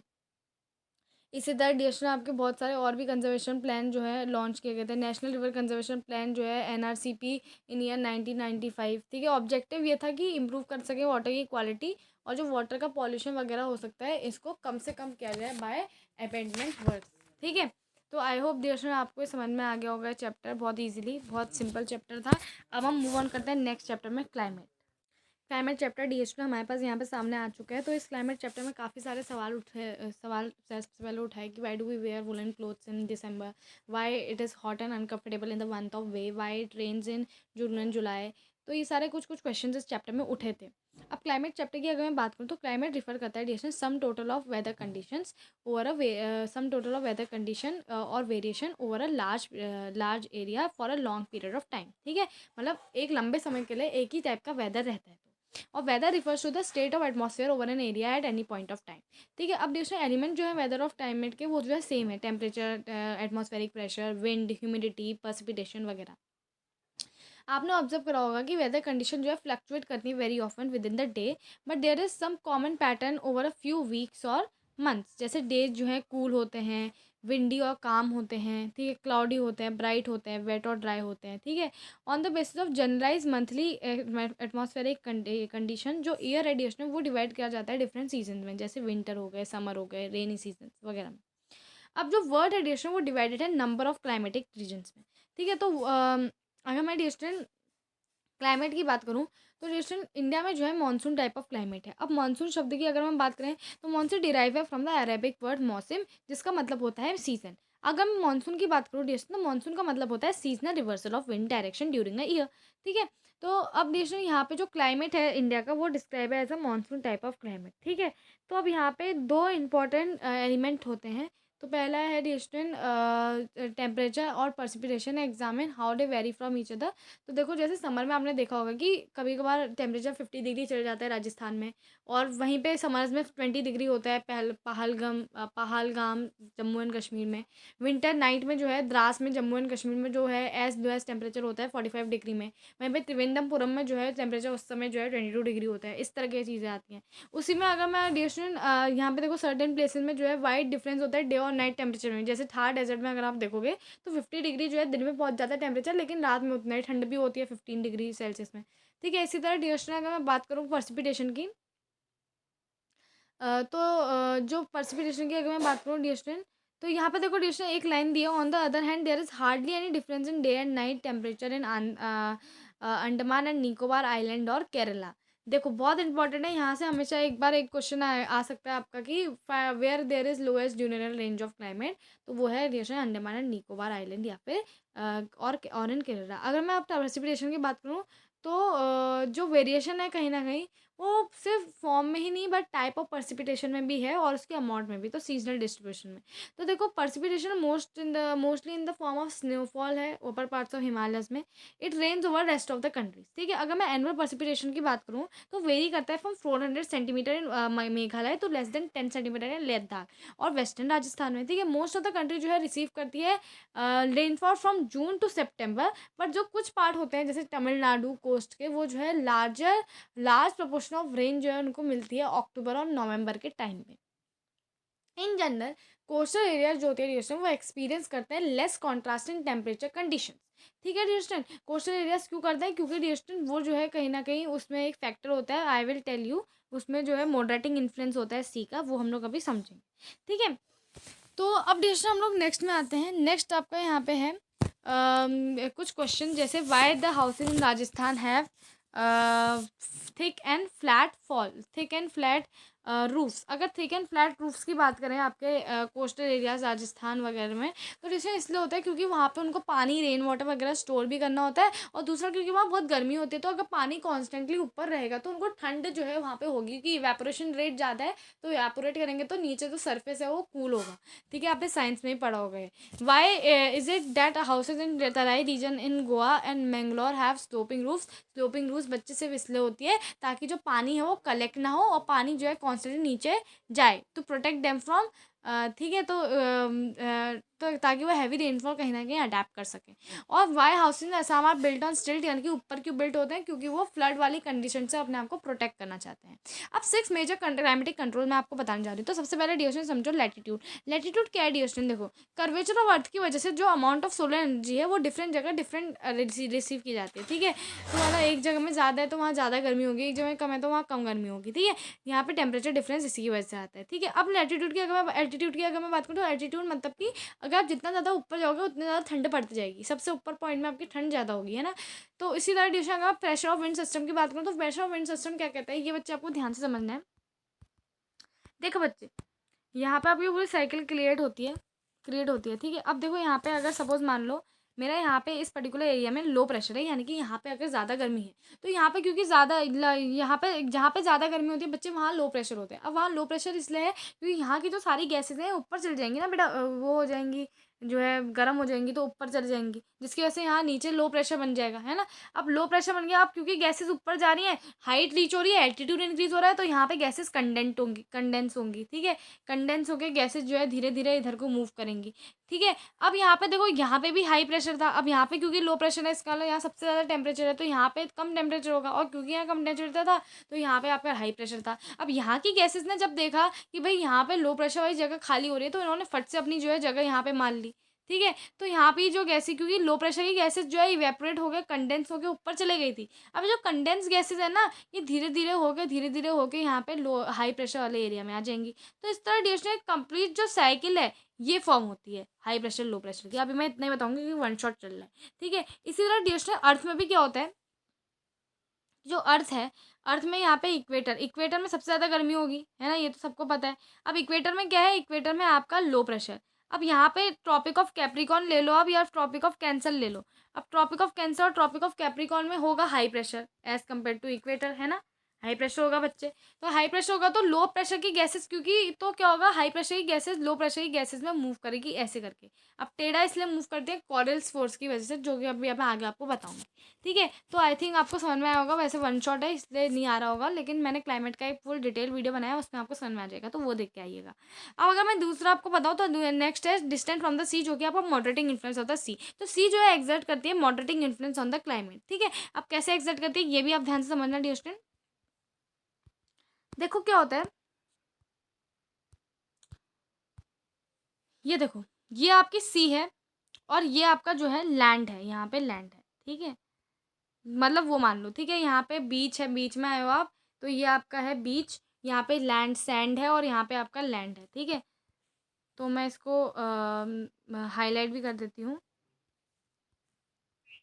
ये आपका सैंड वाला पार्ट है और ये आपका जो है सी है।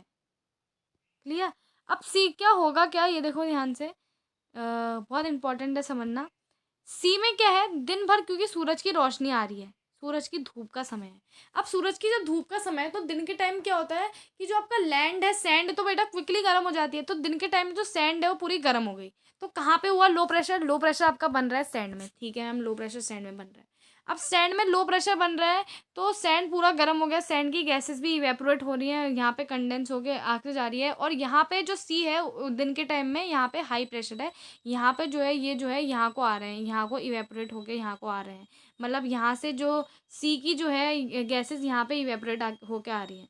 ठीक है, तो इस तरह क्या है, यहाँ पे मॉडरेटिंग इन्फ्लुएंस आ रहा है सी का। ठीक है, और ये वाली गैसेस जो है पूरा ऐसे करके नीचे आ रही है। तो दिन के टाइम जब बहुत गर्मी है सैंड में, तो ये जो है मॉडरेटिंग इन्फ्लुएंस हो रहा है सी का, इसकी वजह से यहाँ कॉन्स्टेंटली ठंड रह रही है, क्योंकि यहाँ हाई प्रेशर की गैसेस लो प्रेशर में मूव कर रही है। अब सिमिलरली डिस्टेंस मैंने सन को हटा दिया, मैंने कहा भाई अब सन को हटाओ, सन का टाइम गया, तो मैंने सन को हटाया। अब मून का टाइम आने वाला है डियर स्टूडेंट, तो सन को हमने हटा दिया यहाँ से। अब आपका आ जाता है मून। ठीक है, अब मून आ गया, रात हो गई। ठीक है, अब रात के समय में क्या हुआ बच्चे कि यहाँ पे जो है सैंड में जो लो प्रेशर था, सैंड में लो प्रेशर हट गया, क्योंकि अब दिन भर समुद्र गर्म हुआ ना। अब दिन भर समुद्र गर्म हुआ तो अब समुद्र में हो गया क्या, समुद्र में क्या हो गया आपका, अब समुद्र में आपका हो गया लो प्रेशर, क्योंकि दिन भर समुद्र गर्म हो गया। और यहाँ पे सैंड में क्या हो गया, हाई प्रेशर, क्योंकि रात का समय है, सैंड ठंडी भी क्विकली हो जाती है, ठंडी भी जल्दी हो गई। तो रात का समय है, सैंड ठंडी भी क्विकली हो गई। और यहाँ पे जो सी है, सी जो है पूरे दिन भर गर्म हो गई। अब सी में लो प्रेशर है बच्चे, तो सी की जो हवा होगी, सी की हवा यहाँ पे ऊपर को गई। ठीक है, यहाँ पे कंडेंस हो गया ऐसे करके आई, और जो सैंड की हाई प्रेशर की हवा है वो सी की तरफ गई। ठीक है, तो इस तरह जब रात में सैंड में बहुत ठंडा होता है तो लो प्रेशर की वजह से मॉडरेटिंग इन्फ्लुएंस रहता है सी का, जिसकी वजह से वहाँ पे जो है हम लोग सर्वाइव कर पाते हैं। और इसलिए आपने देखा होगा कोस्टल एरियाज में ना तो ज़्यादा ठंड होती है ना तो ज़्यादा गर्मी होती है। क्लियर हो गया डिस्टर्ब आपका, क्योंकि वहाँ पे मॉडरेटिंग इन्फ्लुएंस होता है सी का। अब लेकिन अगर मैं वहाँ पे दिल्ली में कोई बच्चा रह रहा है तो वहाँ तो भैया ठंड में इतनी ठंड है कि भाई हाथ पैर जम जाए, और गर्मी में इतनी गर्मी की भाई ऑमलेट बन जाए हमारा, है ना। तो डिस्टर्ब वहाँ पे क्या होता है आपका, वहाँ पे आपकी कंडीशन होती है कॉन्टिनेंटलिटी वाली। क्लियर बच्चे। अब अगर मैं ओशन करेंट्स की बात करूँ तो बच्चे ओशन करेंट्स का बेसिकली क्या होता है ना, जैसे यहाँ पे मेरा स्क्रीन है, तो जैसे यहाँ पे आप अर्थ को एक इमेजिन कर लो। एक मिनट में ये वाला कलर हटाते हैं, सबसे पहले ब्लैक लेते हैं हम अपना। जैसे आप यहाँ पे अर्थ को पूरा इमेजिन कर लो। अब यहाँ पे है बेटा आपका अंटार्कटिक वाला रीजन, क्या है, अंटार्कटिक वाला रीजन है। और यहाँ पे आपका ये मतलब डिफरेंट डिफरेंट जो कॉन्टिनेंट्स है वो मैंने थोड़े बहुत बना दिए, डोंट माइंड द ड्राइंग। ठीक है, तो यहाँ पे मैंने बना दिए। अब बच्चे यहाँ पे जो है देखो, अंटार्कटिका वाला रीजन है, तो क्या है यहाँ पे बच्चे, यहाँ का जो समुद्र है बहुत ठंडा है, यहाँ पे आपका कोल्ड है। ठीक है, यहाँ का समुद्र बड़ा ठंडा है, तो यहाँ पे जो है अंटार्कटिका वाला रीजन हो गया। और जो वेस्टर्न मार्जिन है, मतलब ओशन करेंट्स का यही होता है बच्चा, जो जैसे सी वाला है ना मामला, वैसे ही ये ओशन वाले में भी जो है पूरी साइकिल जो है चलती रहती है। ठीक है, और यहाँ पे अगर मैं आपका बात करूँ अफ्रीका का, तो अफ्रीका का जो है क्या है, कहीं ना कहीं बहुत ज़्यादा इसके आसपास का पानी गर्म है। तो जब ये पानी मिक्स होता है तो आपका यहाँ पे थोड़ा सा मॉडरेट पानी बनता है। तो इस तरह ड्यूरेशन जो जैसे जो ज़्यादातर वेस्टर्न मार्जिन होती है ना कॉन्टिनेंट की, वहाँ पे कोल्ड ओशन करंट होता है, जिसकी वजह से ड्यूरेशन वहाँ पे डेजर्ट्स होते हैं। आपने देखा होगा वर्ल्ड के जो ज़्यादातर डेजर्ट होते हैं वेस्टर्न मार्जिन में होते हैं, क्योंकि वेस्टर्न मार्जिन में कोल्ड एयर करंट होता है। और क्योंकि वहाँ पे जो है कोल्ड एयर करंट होता है और हॉट एयर करंट भी होता है दूसरी जगह में, तो वहाँ से पूरी उनकी भी साइकिल चलती है, जिसकी वजह से जो है वहाँ पे कॉन्स्टेंटली गर्मी वगैरह रहती है। क्लियर? तो ये चीज़ आपको को कांस्टेंट करंट वाली में मैं ज़्यादा बेटर आपको समझाया था वहाँ पे जो वन शॉट वीडियो है उसमें, तो आप वन शॉट वीडियो में देखिए ज़रूर। और यहाँ पे हम लोग आ जाते हैं नेक्स्ट में। तो यहाँ पे देखो for example any coastal area with warm और hot cold current flowing past it will warm और cooled if the winds are on the onshore. ठीक है, अब देखो नेक्स्ट है रिलीफ। रिलीफ भी बहुत इंपॉर्टेंट रोल प्ले करता है। देखो हाई माउंटेन जो होता है वो ऐसा बैरियर एक्ट करता है for cold and hot winds. ठीक है, जैसे ड्यूरेशन पर्सिपिटेशन जो है ड्यूरेशन लीवर्ड साइड में जो है बहुत कम होता है, विंडवर्ड साइड में ज़्यादा होता है। जैसे वेस्टर्न घाट में देख लो, वेस्टर्न घाट्स की जो ऊंचाइयाँ हैं इतनी ज़्यादा हैं। ठीक है, अब इसके कोस्टल रीजन की तरफ है तो भाई जो विंड यहाँ अरेबियन सी से जनरेट हो रही है, बादल बन रहे हैं, बारिश हो रही है, वो ज़्यादा बारिश जो है इसकी यही वाली साइड में हो जाती है, विंडवर्ड साइड। और ये जो लीवर साइड होती है वेस्टर्न घाट का, तो ये वाला पार्ट होता है, ये जो है बिल्कुल यहाँ पे ड्राई कंडीशंस होती है, क्योंकि यहाँ पे ज़्यादा बारिश होती नहीं है। क्लियर? तो ये समझ में आ गया आपको, रिलीफ भी बहुत इंपॉर्टेंट रोल प्ले करता है। अब है फैक्टर्स अफेक्टिंग इंडियाज क्लाइमेट। अब फैक्टर्स अफेक्टिंग इंडियाज क्लाइमेट अगर मैं समझाऊँ तो देखो लैटिट्यूड, ट्रॉपिक ऑफ कैंसर जो है पास करता है मिडिल ऑफ द कंट्री से, रन ऑफ कच्छ से लेकर मिजोरम ईस्ट तक, almost half of the country को डिवाइड करता है। ठीक है, tropic of cancer belong to tropical area, तो रिमेन जो है north of the tropic lies in sub tropics. Therefore जो इंडिया का क्लाइमेट होता है डिस्टेंस, उसके पास कैरेक्टरिस्टिक्स होते हैं tropical as well as sub tropical climates की। अगर मैं एल्टीट्यूड की बात करूँ डिस्टेंस, तो इंडिया के पास जो माउंटेन्स हैं उनकी जो हाइट होती है एवरेज वो होती है 6000 मीटर तक। तो डिस्टेंस जो कोस्टल एरिया तो 6000 मीटर तक उनकी हाइट होती है और maximum elevation is about 30 metres. तो जो हिमालयस होते हैं वो प्रिवेंट करते हैं कोल्ड विंड जो कि सेंट्रल एशिया से आ रही होती है, मेडिटेरियन सी वगैरह से, वहाँ की जो कोल्ड विंड होती है ना उसको वहाँ से प्रिवेंट करते हैं, उसको अंदर आने नहीं देते। ठीक है, तो इसकी वजह से क्या होता है इंडिया में बहुत माइल्डर विंटर्स एक्सपीरियंस होते हैं। ठीक है, अब प्रेशर ऑफ विंड की मैं बात करूँ तो देखो इंडिया क्लाइमेट जो है बहुत सारी चीज़ों से एसोसिएटेड है, प्रेशर विंड और surface wind, upper air circulation और western cyclonic disturbance and tropical cyclone. तो इंडिया डिस्ट्रिक्ट ऐसे रीजन में लाई करता है जो कि नॉर्थ ईस्टर्ली विंड्स, ठीक है, नॉर्थ ईस्टर्ली विंड्स के रीजन में जो है लाई करता है। ठीक है, तो देखो कोई भी विंड की डायरेक्शन पकड़नी होती है तो बच्चों उसके लिए हम ऐसा चार्ट बनाते हैं। ठीक है, ये देखो, ये है आपका नॉर्थ, ये है आपका साउथ, ये है आपका ईस्ट और ये है आपका वेस्ट। अब बच्चे नॉर्थ ईस्टर्ली रीजन में लाई करता है, north region of north easterly winds में लाई करता है, इसका मतलब जो इंडिया है वो इधर लाई करता है, इंडिया है वो ऐसे लाई करता है, इस वाले एरिया में जो है लाई करता है इंडिया, नॉर्थ ईस्टर्ली विंड्स वाले एरिया में। ठीक है, इस एरिया में जो है इंडिया लाई करता है। अब यहाँ पे इंडिया का बताया कि ये जो विंड्स होती है डिस्ट्रिक्ट ओरिजिनेट कहाँ से होती है, सब ट्रॉपिकल हाई प्रेशर बेल्ट जो कि नॉर्दर्न हेमिस्फीयर की होती है। सब ट्रॉपिकल हाई प्रेशर बेल्ट जो होती है नॉर्दर्न ट्रॉपिकल जो नीचे नीचे की बेल्ट होंगी वहाँ से जो है विंड्स ओरिजिन होती हैं। ठीक है, अब ये जो होती हैं ये ब्लो करती हैं साउथवर्ड और ये जो है कहीं ना कहीं डिफ्लेक्ट होती हैं rights due to the Coriolis force की वजह से जो है राइट जो है ये कहीं ना कहीं डिफ्लेक्ट होती है और फिर इक्वेटोरियल लो प्रेशर की ओर जो है ये कहीं ना कहीं मूव करती है। इक्वेटोरियल लो प्रेशर इसलिए कहा जाता है क्योंकि इक्वेटर में सबसे ज़्यादा गर्मी होती है तो वहाँ लो प्रेशर है। ठीक है, ये विंड जो है रीजन जनरली जो है कैरी करती है moisture as the originate and blow over the land. ठीक है, देयरफॉर ये बहुत कम या फिर नो रेन जो है लाती है। ठीक है, क्योंकि ये जो है मॉइस्चर वगैरह जो ओरिजिन होती है और बहुत बहुत जो है ब्लो ओवर द लैंड तो बहुत कम लैंड लाती है। ठीक है, तो इसके अब आप कहोगे मैम फिर तो इंडिया को जो है एरिड लैंड होना चाहिए था, क्यों नहीं है? क्योंकि जैसे अभी मैं आपको आगे बताती हूँ, पहले कोरियल्स फोर्स समझो। तो एपरेंट फोर्स जो कि कॉज होती है बाय अर्थ रोटेशन, और जो कोरियल्स फोर्स होते हैं रिस्पॉन्सिबल होती है for deflecting winds towards the direction in the northern hemisphere towards the left in the southern hemisphere. तो इसको हम लोग क्या कहते हैं, फेरल्स लॉ भी कहते हैं। अब जो प्रेशर और विंड कंडीशन होती है इंडिया में डियर स्टूडेंट्स वो यूनिक है। ड्यूरिंग विंटर जो होता है क्या होता है, जो हाई प्रेशर बेल्ट होती है डियर स्टूडेंट हिमालयस की, और जो कोल्ड ड्राई विंड्स होती हैं वो ब्लो करती है from region of low pressure area. देखो भाई विंटर में क्या हुआ, विंटर में क्या है, हाई प्रेशर है हिमालय साइड और लो प्रेशर आपके डिकन प्लेटू साइड, बिकॉज वहाँ पे टेम्परेचर अभी भी मॉडरेट है। अब वहाँ पे क्योंकि लो प्रेशर है तो बच्चे विंड्स कहाँ को ब्लो होंगी, विंड्स ब्लो होंगी high pressure to low pressure, है ना। लो प्रेशर की तरफ जो है विंड जाएंगी। तो इसलिए जब विंटर का समय होता है तो बच्चे बारिश जहाँ कहाँ को होती है, आपके नीचे वाले एरियाज को बारिश होती है, जो आपके पेनिनसुलर रीजन्स वगैरह होते हैं। और समर्स में इसका बस बिल्कुल अपोजिट होता है। समर्स में क्या होता है कि आपका लो प्रेशर कहाँ पे डेवलप होता है, आपका ये जो ऊपर साइड होता है नॉर्दर्न इंडिया में, वहाँ पे होता है। और सदर्न इंडिया में जो है आपका नहीं होता, हाई प्रेशर होता है। क्यों? क्योंकि सदर्न इंडिया में कॉन्स्टेंट जो है मॉडरेटिंग इन्फ्लुएंस रहता है सी का, है ना। तो भाई नॉर्दर्न पार्ट में जब लो प्रेशर रहता है समर्स के दौरान, तो वहाँ पे सारी विंड जो है आती है नॉर्दर्न पार्ट में। तो इसलिए समर्स के दौरान वहाँ पे ज़्यादा बारिश होती है। तो इसकी वजह से जो है आपका इंडिया जो है एरिड लैंड नहीं रहता है, वहाँ पे कॉन्स्टेंटली जो है सप्लाई होती है आपके वाटर की। क्लियर? अब डेस्टा अगर मैं नेक्स्ट समझे तो नेक्स्ट हम लोग फटाफट समझते हैं सीजन्स के बारे में। तो सीजन्स के अगर बारे में अगर फटाफट समझे तो सीजन जो है बहुत तरह के हैं। ये कोस्टल एरिया इतना वेरिएशन टेम्परेचर में देखते नहीं है, क्योंकि कोस्टल एरिया में मॉडरेटिंग इन्फ्लुएंस होता है सी का। अब 4 सीजन इंडिया में आइडेंटिफाई किए गए हैं: the cold weather season, the hot weather season और the advancing monsoon and retreating monsoon.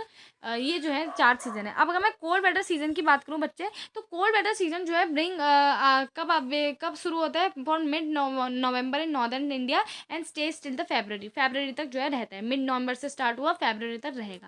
ठीक है। दिसंबर और जनवरी जो है कहीं ना कहीं कोल्डेस्ट मंथ होते हैं नॉर्दर्न इंडिया में। टेम्परेचर डिक्रीज करता है साउथ टू नॉर्थ, क्योंकि साउथ में मॉडरेटिंग इन्फ्लुएंस है सी का, नॉर्थ में नहीं है। नॉर्थ में कॉन्टिनेंटलिटी वाली सिचुएशन होती है। एवरेज टेम्परेचर जो चेन्नई का होता है ईस्टर्न कोस्ट में, वो होता है 24 to 25 डिग्री सेल्सियस। और वाइल इन नॉर्दर्न प्लेन वो होता है 10 degree to 15 degree Celsius. Days जो है वार्म होते हैं, नाइट्स कोल्ड होती हैं, नाइट कोल्ड होती है। फ्रॉस्ट जो होता है कॉमन होता है नॉर्दर्न इंडिया, हाइयर स्लोप्स और हिमालयस वगैरह जो है वो स्नोफॉल भी एक्सपीरियंस करते हैं ड्यूरिंग दिस सीजन। तो नॉर्थ ट्रेड विंड्स होती हैं, वेरी इंपॉर्टेंट। अब यहाँ से देखो, नॉर्थ ट्रेड विंड जो है रिवेल करती है इंडिया में। नॉर्थ ट्रेड यानी कि जो वहाँ से आती है मेडिटेरेनियन सी वगैरह से, ठीक है।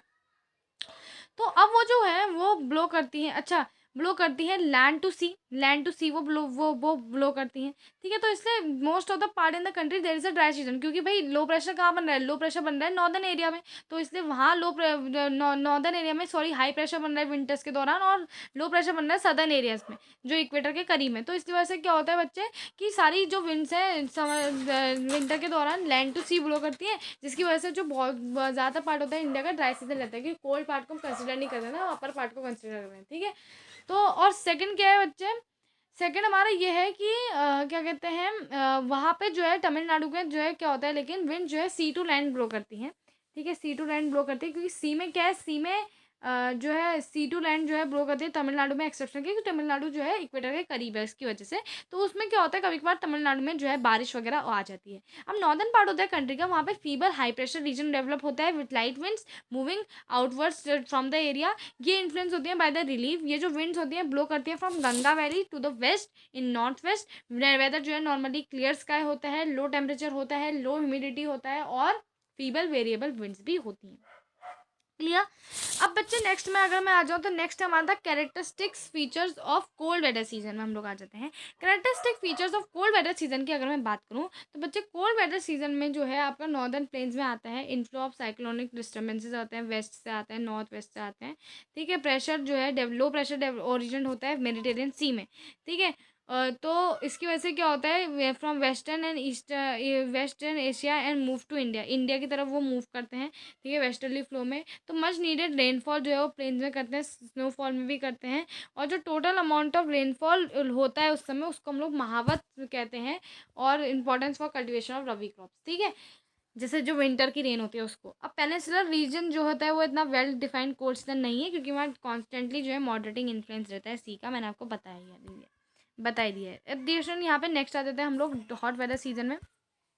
हॉट वेदर सीजन की अगर मैं बात करूँ तो हॉट वेदर सीजन देखो, due to apparent northward movement of the sun. Northward movement, sun का नॉर्थवर्ड मूवमेंट मतलब कि अब समर आ गए, समर आ जाता है। समर का ये नहीं होता भाई northward movement of the earth, वो अर्थ ही मूव करती है सन की ओर। और सन के दो फोकाई होते हैं, आपने साइंस में पढ़ा हुआ है, नहीं पढ़ा है मेरे को नहीं पता, लेकिन अगर आपने कैपलर्स लॉ पढ़ा होगा तो आई होप दैट आपको ये पता होगा कि भाई किस तरह से होता है। देखो सन कभी नहीं मूव करता, सन अपनी पोजीशन में रहता है। ठीक है। तो ग्लोबल हीट बेल्ट जो है शिफ्ट होती है फ्रॉम नॉर्थवर्ड, तो मार्च और मई में। ठीक है।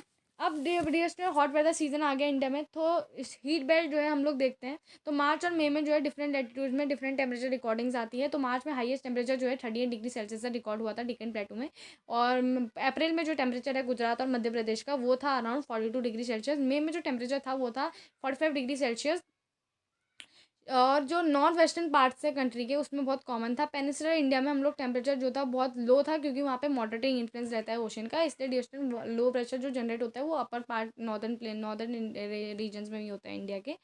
समर मंथ जो है एक्सपीरियंस करते हैं राइजिंग टेम्परेचर और फॉलिंग एयर प्रेशर, क्योंकि वहाँ पे समर मंथ्स में जो है क्योंकि लो प्रेशर बन गया ना, ज़्यादा टेम्परेचर है, ठीक है, और इलोंगेटेड लो प्रेशर, तो उसकी वजह से क्या होता है, और जो नीचे का एरिया है वहाँ पे जो है हाई प्रेशर रहता है, क्योंकि वहाँ पे मॉडरेटिंग इन्फ्लुएंस होता है सी का, ठीक है।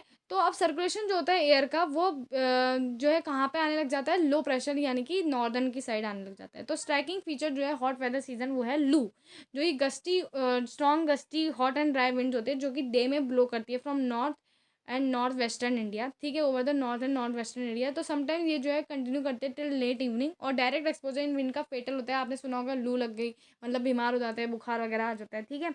डस्ट स्टॉर्म जो है बहुत कॉमन होता है during month of May in northern India. ये जो स्टॉर्म होते हैं ये टेम्परेरी रिलीफ लाते हैं टेम्परेचर में, ठीक है, क्योंकि टेम्परेचर को कूल कर देते हैं, ब्रिंग लाइट रेन लाते हैं, कूल ब्रीज, ठीक है।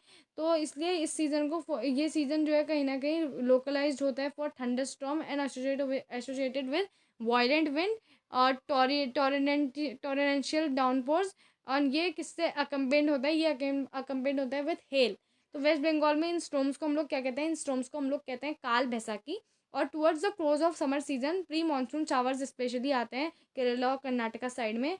तो इनको जो है हम लोग राइपनिंग ऑफ मैंगो के लिए इस्तेमाल होते हैं जो शावर्स हैं, तो इसलिए इनको हम लोग मैंगो शावर्स के नाम से भी जानते हैं। अब एडवांसिंग मानसून के बारे में बात करें तो अर्ली जून के समय क्या हो गया, लो प्रेशर कंडीशन जो है नॉर्दर्न प्लेन्स में आ रही है, क्योंकि वहाँ ज़्यादा गर्मी है। इसकी वजह से वहाँ पे जो विंड्स हैं वो सदर्न हेमिस्फेयर से ऊपर को आ रही हैं। तो अब वहाँ से विंड्स वहाँ को आएंगी डिस्टेंस, तो क्या होगा, वहाँ पे बारिश ज़्यादा होगी। तो इसकी वजह से जो है डिस्टेंस वहाँ पे बारिश होती है, अबंडेंट रेन होती है, ठीक है। विंड जो है ब्लो करती है with the average velocity of 30 kilometre पर आवर्स, ठीक है। वहाँ पे विंड बहुत ज़्यादा बारिश होती है, ठीक है। इस मानसून वेस्टर्न घाट जो है कम से कम रिसीव करता है 250 सेंटीमीटर ऑफ रेंज, ठीक है। उसके बाद फिर डिकन प्लेटू जो है पार्ट्स ऑफ मध्य प्रदेश भी some amount of rain receive करते हैं, क्योंकि वो विंडवर्ड लीवर्ड साइड लाई करते हैं, ठीक है। मैक्सिमम रेनफॉल जो है वो रिसीव की जाती है north eastern part of the country द्वारा, जैसे मौसिन राम ये सब लोग रिसीव करते हैं, क्योंकि यहाँ पे बे ऑफ बंगाल से जो सी है यहाँ से डायरेक्ट जो है कहीं ना कहीं आ रही होती हैं विंड्स वगैरह। और अगर मैं बात करूँ ड्यूरेशन आपके रेनफॉल की गंगा वैली की, तो डिक्रीज करती है फ्रॉम ईस्ट टू वेस्ट, क्योंकि जब ईस्ट टू वेस्ट ड्यूरेशन वो जाती है विंड्स फ्रॉम बंगाल से ओरिजिनेट होके, तो उस समय क्या होता है बच्चे जो उनका ह्यूमिडिटी कंटेंट होता है वो बहुत रिडक्ट हो जाता है, जिसकी वजह से जो है वेस्ट में बहुत ज़्यादा कम बारिश होती है, ठीक है। तो get very scanty rainfall Gujarat और जो राजस्थान है उनके पार्ट्स, ठीक है। अनदर फिनोमिना जो एसोसिएटेड है विद मानसून वो है टेंडेंसी टू हैव ब्रेक्स, ठीक है। ब्रेक्स मानसून में आते हैं, बीच बीच में मानसून रुक भी जाता है, हम लोग कहते भी हैं कि भाई इतने दिन मानसून नहीं आया, इतने दिन बारिश नहीं हुई, अब तो होनी चाहिए, है ना। तो वेट और ड्राई स्पेल्स होते हैं, ठीक है।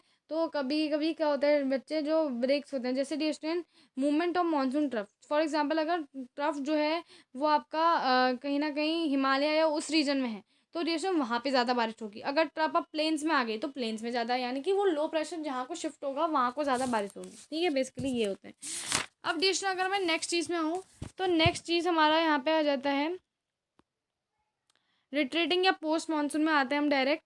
तो यहाँ पे देखो अक्टूबर और नवंबर में जो है क्या होता है, apparent movement of sun towards the north. Again north sun का है, मैंने कहा सन का कोई मूवमेंट नहीं होता, सन एक ही जगह में रहता है, लेकिन आप एग्जाम में ऐसा आंसर लिख सकते हो जस्ट बिकॉज लैंग्वेज। और सोशल साइंस की टीचर इतना मतलब उनको इतना मतलब नहीं होता साइंस से, ठीक है। तो और डॉक्टर मतलब ये जो है आपका अक्टूबर और नवंबर, ठीक है। तो क्या होता है साउथ की तरफ जो है आ गई गर्मी अब, ठीक है, क्योंकि अब वहाँ ऊपर ठंड होगी।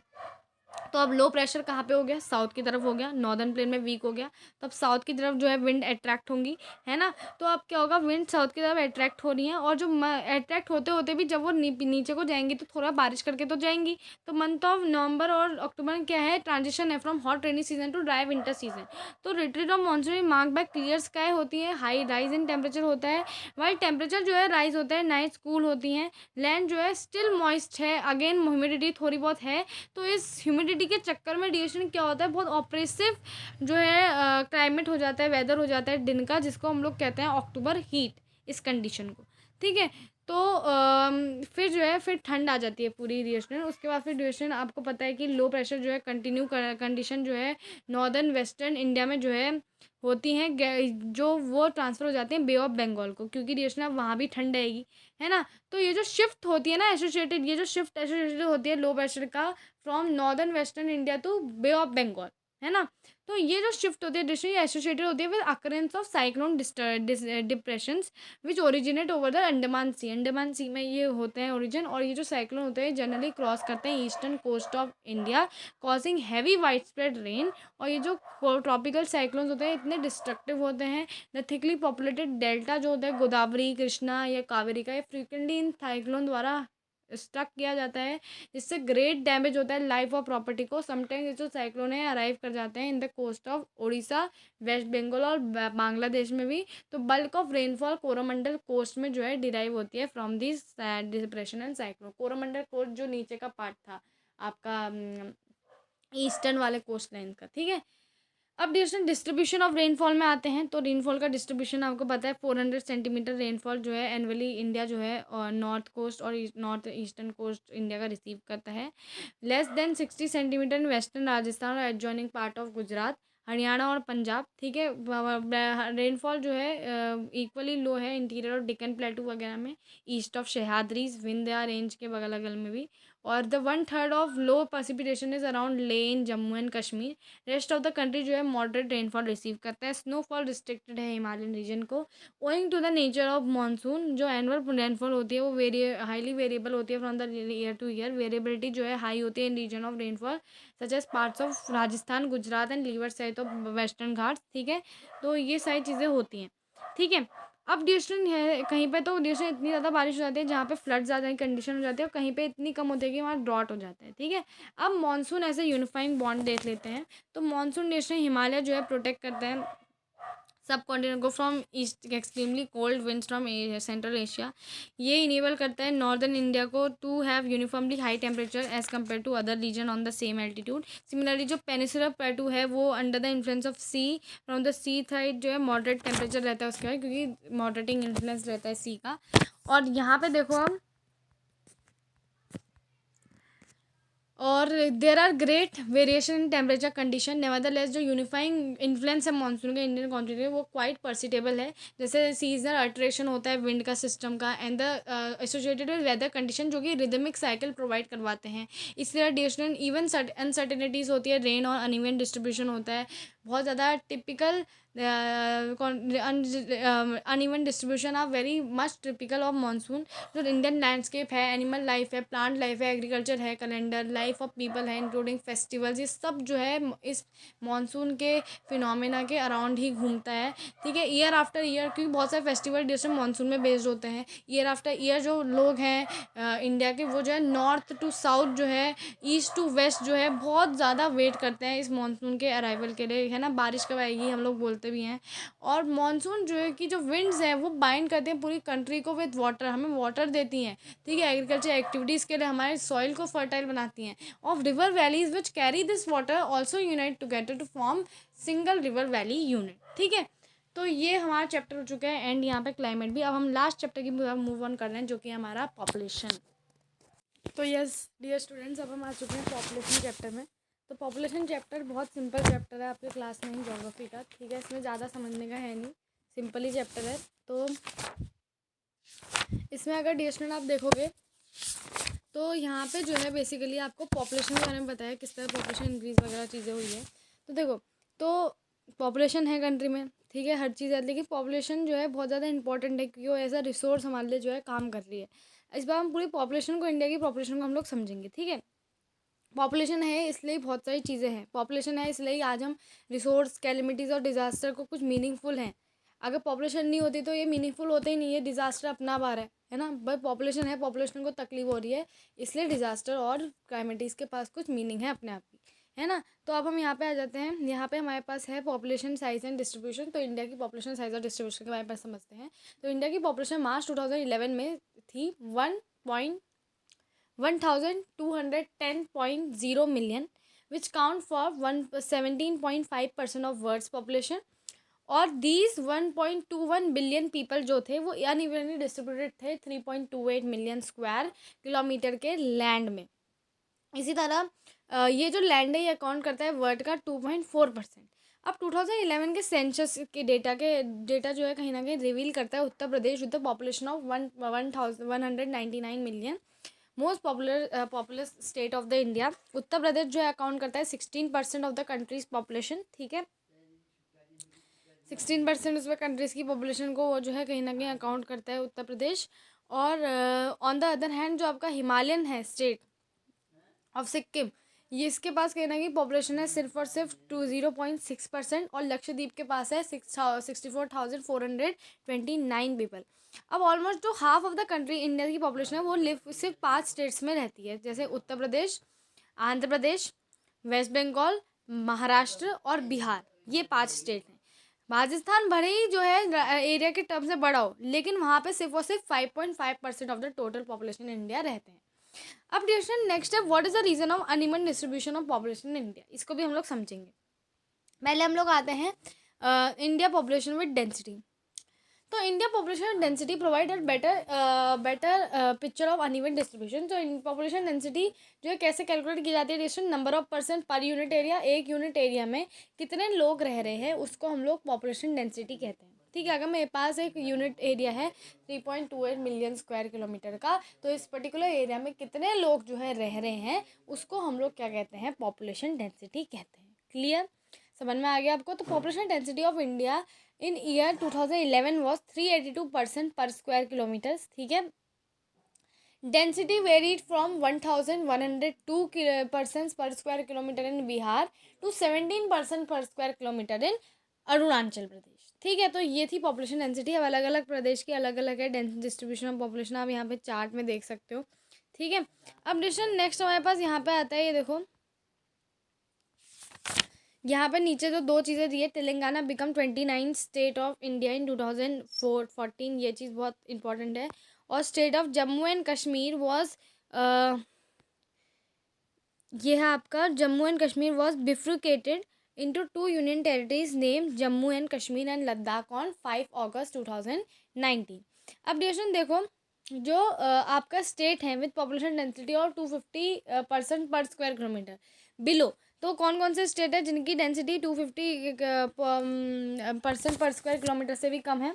तो अगर हम ध्यान से देखें तो यहाँ पे आप देख सकते हो कि यहाँ पे दिया है 250 एंड बिलो, बहुत डार्क हरे वाले।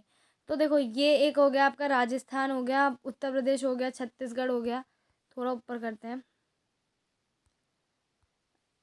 ये आपका जम्मू कश्मीर हो गया, हिमाचल प्रदेश हो गया, उत्तराखंड हो गया, राजस्थान, मध्य प्रदेश, छत्तीसगढ़ हो गया आपका। और यहाँ पे छोटे छोटे और भी हैं, मणिपुर हो गया, मिज़ोरम हो गया और नागालैंड हो गया आपका।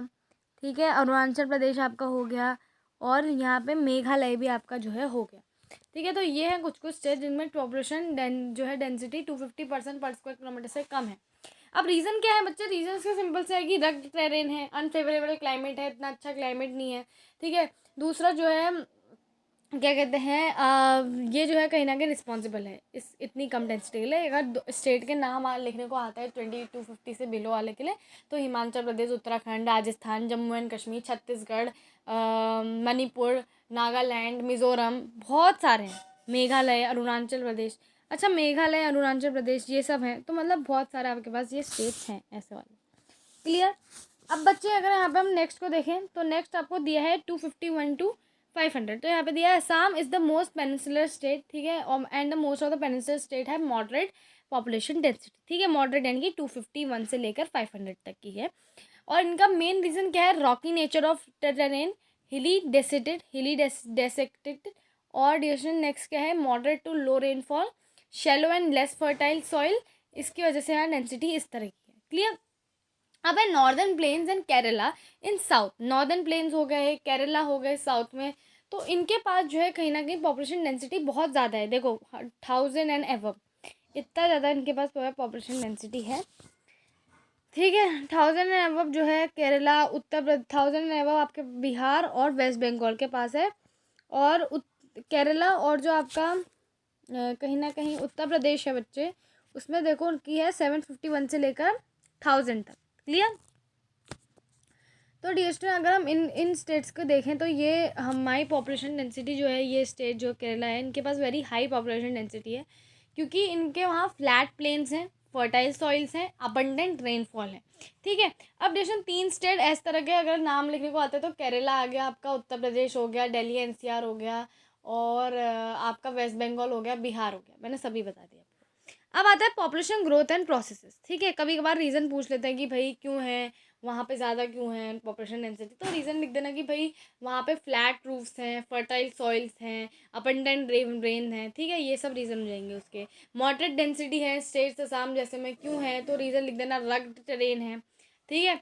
और रॉकी नेचर ऑफ टेरेन है, और जो आपके हिली डिसेक्टेड है, मॉडरेट टू लो रेनफॉल है, और कहीं ना कहीं शैलो से लेस फर्टाइल सॉइल हैं। और उसके बाद फिर बोलेंगे कि सबसे लो डेंसिटी क्यों है ऐसी एरिया में, तो आप रीज़न देना कि भाई क्योंकि रग्ड टेरेन है और अनफेवरेबल क्लाइमेटिक कंडीशंस हैं। ठीक है।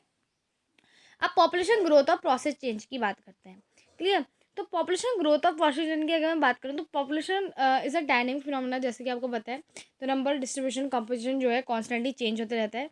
ठीक है। 3 प्रोसेस से जो कि है बर्थ, डेथ और माइग्रेशन। अभी इसमें मैं बाद में बात करूँगी, पहले हम पॉपुलेशन ग्रोथ में बात करते हैं। तो ग्रोथ जो पॉपुलेशन है वो रिफर करता है change in number of inhabitants of the country और territory during the specific period of time. Number of inhabitant जो कंट्री में रह रहे हैं उनकी पॉपुलेशन में चेंज हो जाना और during a specific period of time. तो जैसे डिसीजन लास्ट 10 ईयर्स में जो ये चेंज है ये एक्सप्रेस किया गया है 2 टर्म्स में। एक तो है एब्सोल्यूट नंबर्स और दूसरा in terms of percentage change per year. ठीक है। ठीक है। In terms of absolute number और in terms of percentage change per year.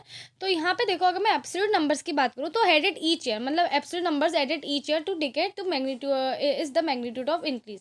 जैसे डिस्टर अगर एक बार पॉपुलेशन जितनी भी थी एक्स थी मान लो, और दूसरे चार पॉपुलेशन हो गई वाई, मतलब एक्स से ज़्यादा हो रही है, वाई हो गई, तो आप एब्सोल्यूट नंबर क्या है आप माइनस करके निकाल लोगे, वाई माइनस एक्स। तो जो नंबर आपको मिलेगा वो क्या है, वो नंबर है जितनी पॉपुलेशन और एक्स्ट्रा ऐड हुई है। ठीक है। तो absolute number added each year और decade is the magnitude of increase. It is obtain by simply subtracting the earlier population of 2001 from the later population that is 2011, और ये जो है रिफर किया जाता है एब्सोल्यूट इंक्रीज। अब रेट ऑफ पेस और population increase is the another important aspect, यानी कि किस रेट से, रेट मतलब वही आ जाता है बच्चे कि कितने किस रेट से, मतलब कितने टाइम में जो है पॉपुलेशन इंक्रीज हो रही है। तो अगर मैं रेट लगा देती हूँ ना आगे से, तो इसका मतलब आप टाइम भी फिर देख रहे हो। ठीक है। तो परसेंटेज पर एनम जो कि हमने पढ़ा है, परसेंट पर एनम, यानी कि एक साल में 100 लोग की, अगर एक जगह में 100 लोग थे तो 100 लोगों में कितने लोग जो है जुड़े। ठीक है। तो 2% per annum means that in the given year, एक साल में, पर एनम का मतलब एक साल हो गया ना, तो इन द गिवन ईयर एक साल में there was the increase of 2% for every 100% in the base population.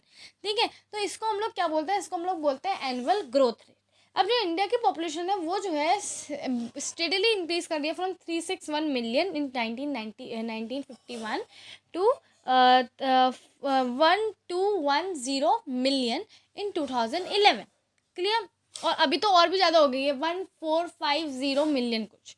Clear. तो अगर आप डिस्ट्रिक्ट में बात करूँ तो यहाँ पे देखो ये आपको यहाँ पे डेटा इन्होंने टेबल जैसी बना के दी है। ये टेबल देखो बच्चे ध्यान से। तो इसमें टेबल में आप अगर देखोगे ध्यान से तो आप यहाँ पे देख सकते हो कि 1951 में जो टोटल पॉपुलेशन थी वो 361 मिलियन थी। एब्सोल्यूट इंक्रीज था पॉपुलेशन में 42.43। ठीक है। इन 42.43 मिलियन का। ठीक है। एनुअल ग्रोथ रेट था 1.25%। अगर मैं 1961 की बात करूँ, population was 3439 and absolute increase in decade was 78.15। ठीक है। अब और एनुअल ग्रोथ रेट जो था वो था 1.96%। अब total population in millions was 548.2 in millions in year 1971 and absolute increase in decade was 108.92 और annual growth rate परसेंटेज है 2.20 परसेंटेज। इसी तरह 1981 में total population million was 683.3 billion, absolute increase was 135.17 million, और एनुअल ग्रोथ रेट वॉज 2.22%। इसी तरह recent 1991 में population was 846.4 million, absolute increase was 163.09, annual growth rate percentage was 2.16। अब आप देख रहे होगे पॉपुलेशन का। अभी देखना आप एक और चीज़, 2011 में population was 1028.7 million, absolute increase was to 182.32, और जो एनुअल ग्रोथ रेट परसेंटेज था वो था 1.97। 2011 में population was 1210.6 million, absolute increase was 181.46 million, और एनुअल जो ग्रोथ रेट इन परसेंटेज था वो था 1.64%। अब दूसरे मैंने आपको पूरा पढ़ के बताया। अब यहाँ पे आप देखोगे कि 1951 टू 1981 में एनुअल रेट ग्रोथ जो था इधर तक बिल्कुल अच्छा था, स्टेडली था, इंक्रीज हो रहा था, जो कि बताता है हमें कि रैपिड इंक्रीज हो रहा था पॉपुलेशन का from 361 million in 1951 to 683 million in 1981।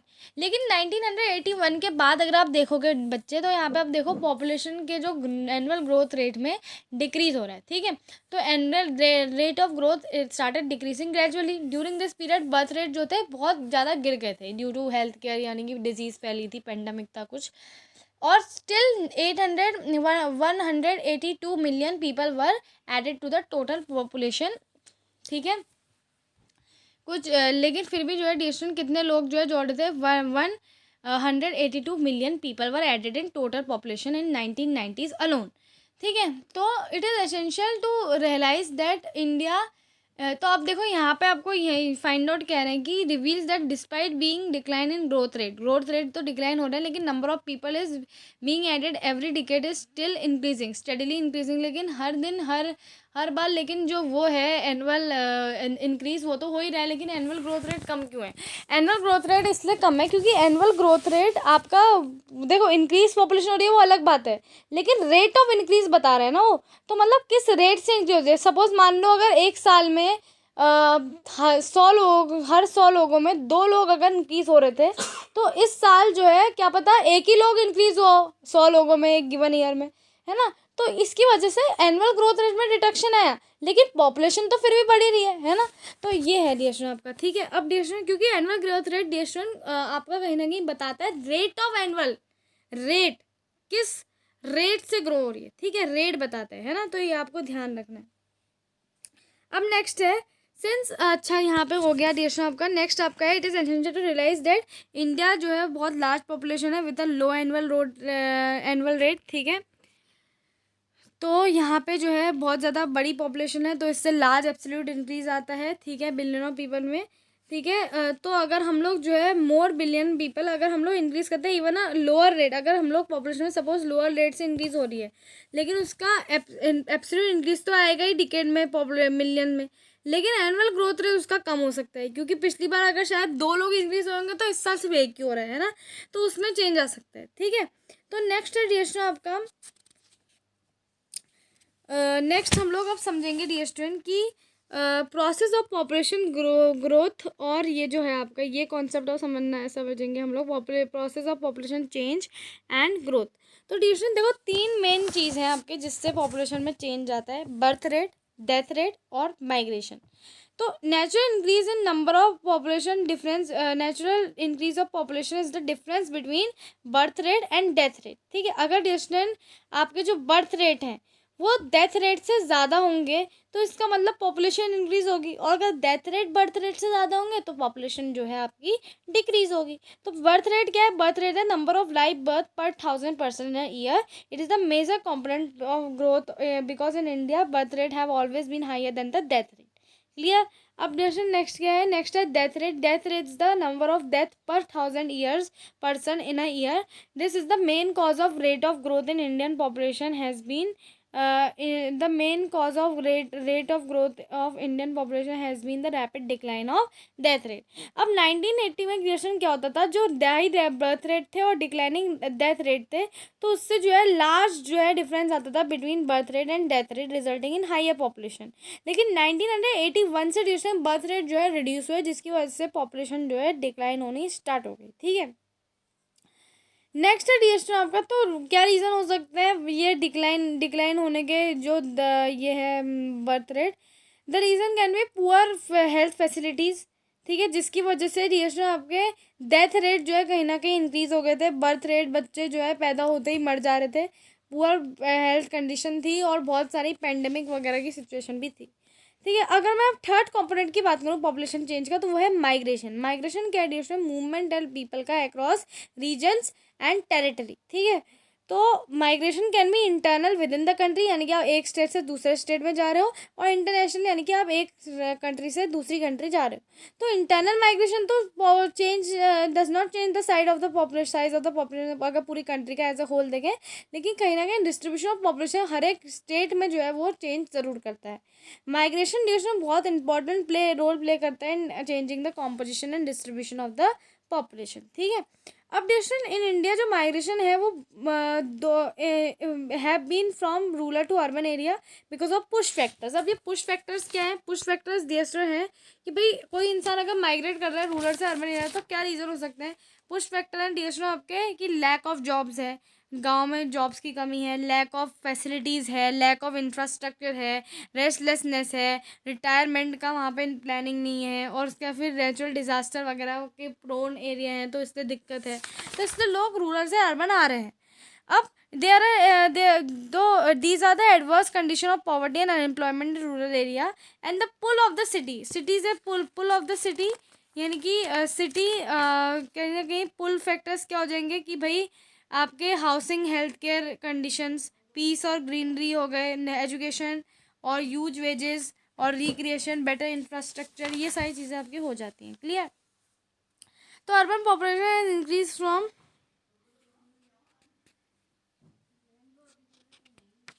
तो अगर टीचर मैं बात करूँ आपके नेक्स्ट चीज़ की, तो नेक्स्ट चीज़ आपका क्या है, माइग्रेशन बहुत इंपॉर्टेंट है डिटरमाइंट ऑफ पॉपुलेशन चेंज। ये सिर्फ चेंज पॉपुलेशन साइज ही नहीं करता है, बल्कि population composition of urban and rural area भी ये चेंज करता है in terms of age and sex composition. जो इंडिया है उसमें जो रूरल अर्बन माइग्रेशन है उससे रिजल्ट करा है steadily increase in percentage of population cities and town.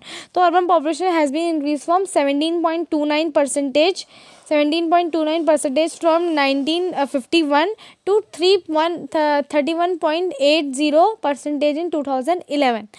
तो there has been significant increase in number of millions of plus cities. ठीक है, जैसे ड्यूरेशन 35 से 53 हो गई एक ही डिकेड में। ठीक है, 10 ईयर्स में। अब ड्यूरेशन एडोलेसेंट पॉपुलेशन की बात करते हैं, तो मोस्ट सिग्निफिकेंट फीचर जो इंडिया पॉपुलेशन का है वो है size of its adolescent population. ठीक है, क्योंकि ये कंसिस्ट करता है 1/5 of the total population of India, और adolescent are generally grouped in the age group of 10 to 19 years. तो they are the most important resource of future, क्योंकि यही लोग आगे चल के जो है इंडिया को गवर्न करेंगे। तो nutrition requirement for adolescent are higher than those of normal child, क्योंकि इनका डेवलपमेंट उस समय हो रहा होता है। तो poor nutrition can lead to deficiency and stunted growth, but in India the diet is available to adolescents and adequate in all nutrition. The large number of adolescent girls suffers from anemia. Their problems have so far not received adequate attention. ठीक है, क्योंकि वो anaemia से सफ़र करते हैं, उनको educate nutrition मिलना चाहिए। ठीक है, और ये सारी चीज़ें तो अवेयरनेस जो है फैलाने से जो है और लिटरेसी और एजुकेशन से जो है कहीं ना कहीं ये कंडीशन इम्प्रूव की जा सकती है। अब आते हैं हम नेशनल पॉपुलेशन पॉलिसी में।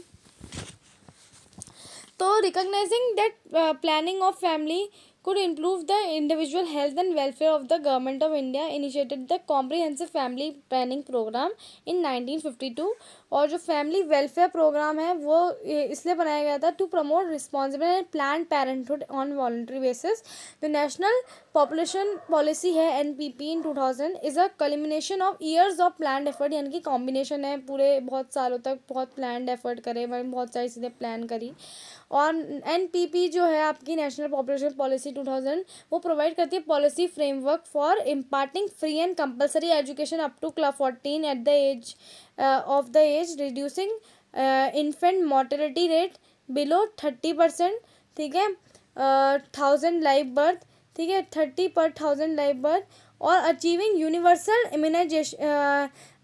Immunisation of children against all vaccine preventable disease, यानी कि उनको वैक्सीन उनको जो है कहीं ना कहीं वैक्सीनेशन देना।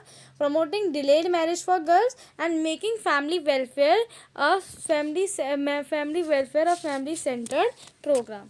तो इस तरह से डिवीजन ये भी हो गया। तो ये बहुत इंपॉर्टेंट पैराग्राफ है, इससे क्वेश्चन आते हैं नेशनल पॉपुलेशन पॉलिसी से। So thank you so much dear student for watching the video. तो इससे आपका कंप्लीट रिवीजन हो चुका है ज्योग्राफी का। नाउ आपका सिर्फ एक काम है कि आप सिर्फ हमारे चैनल को सब्सक्राइब कर दीजिए, ताकि हमें और भी ज़्यादा सपोर्ट मिले आपके लिए इसी तरह की वीडियोस बनाने के लिए। Thank you so much dear students.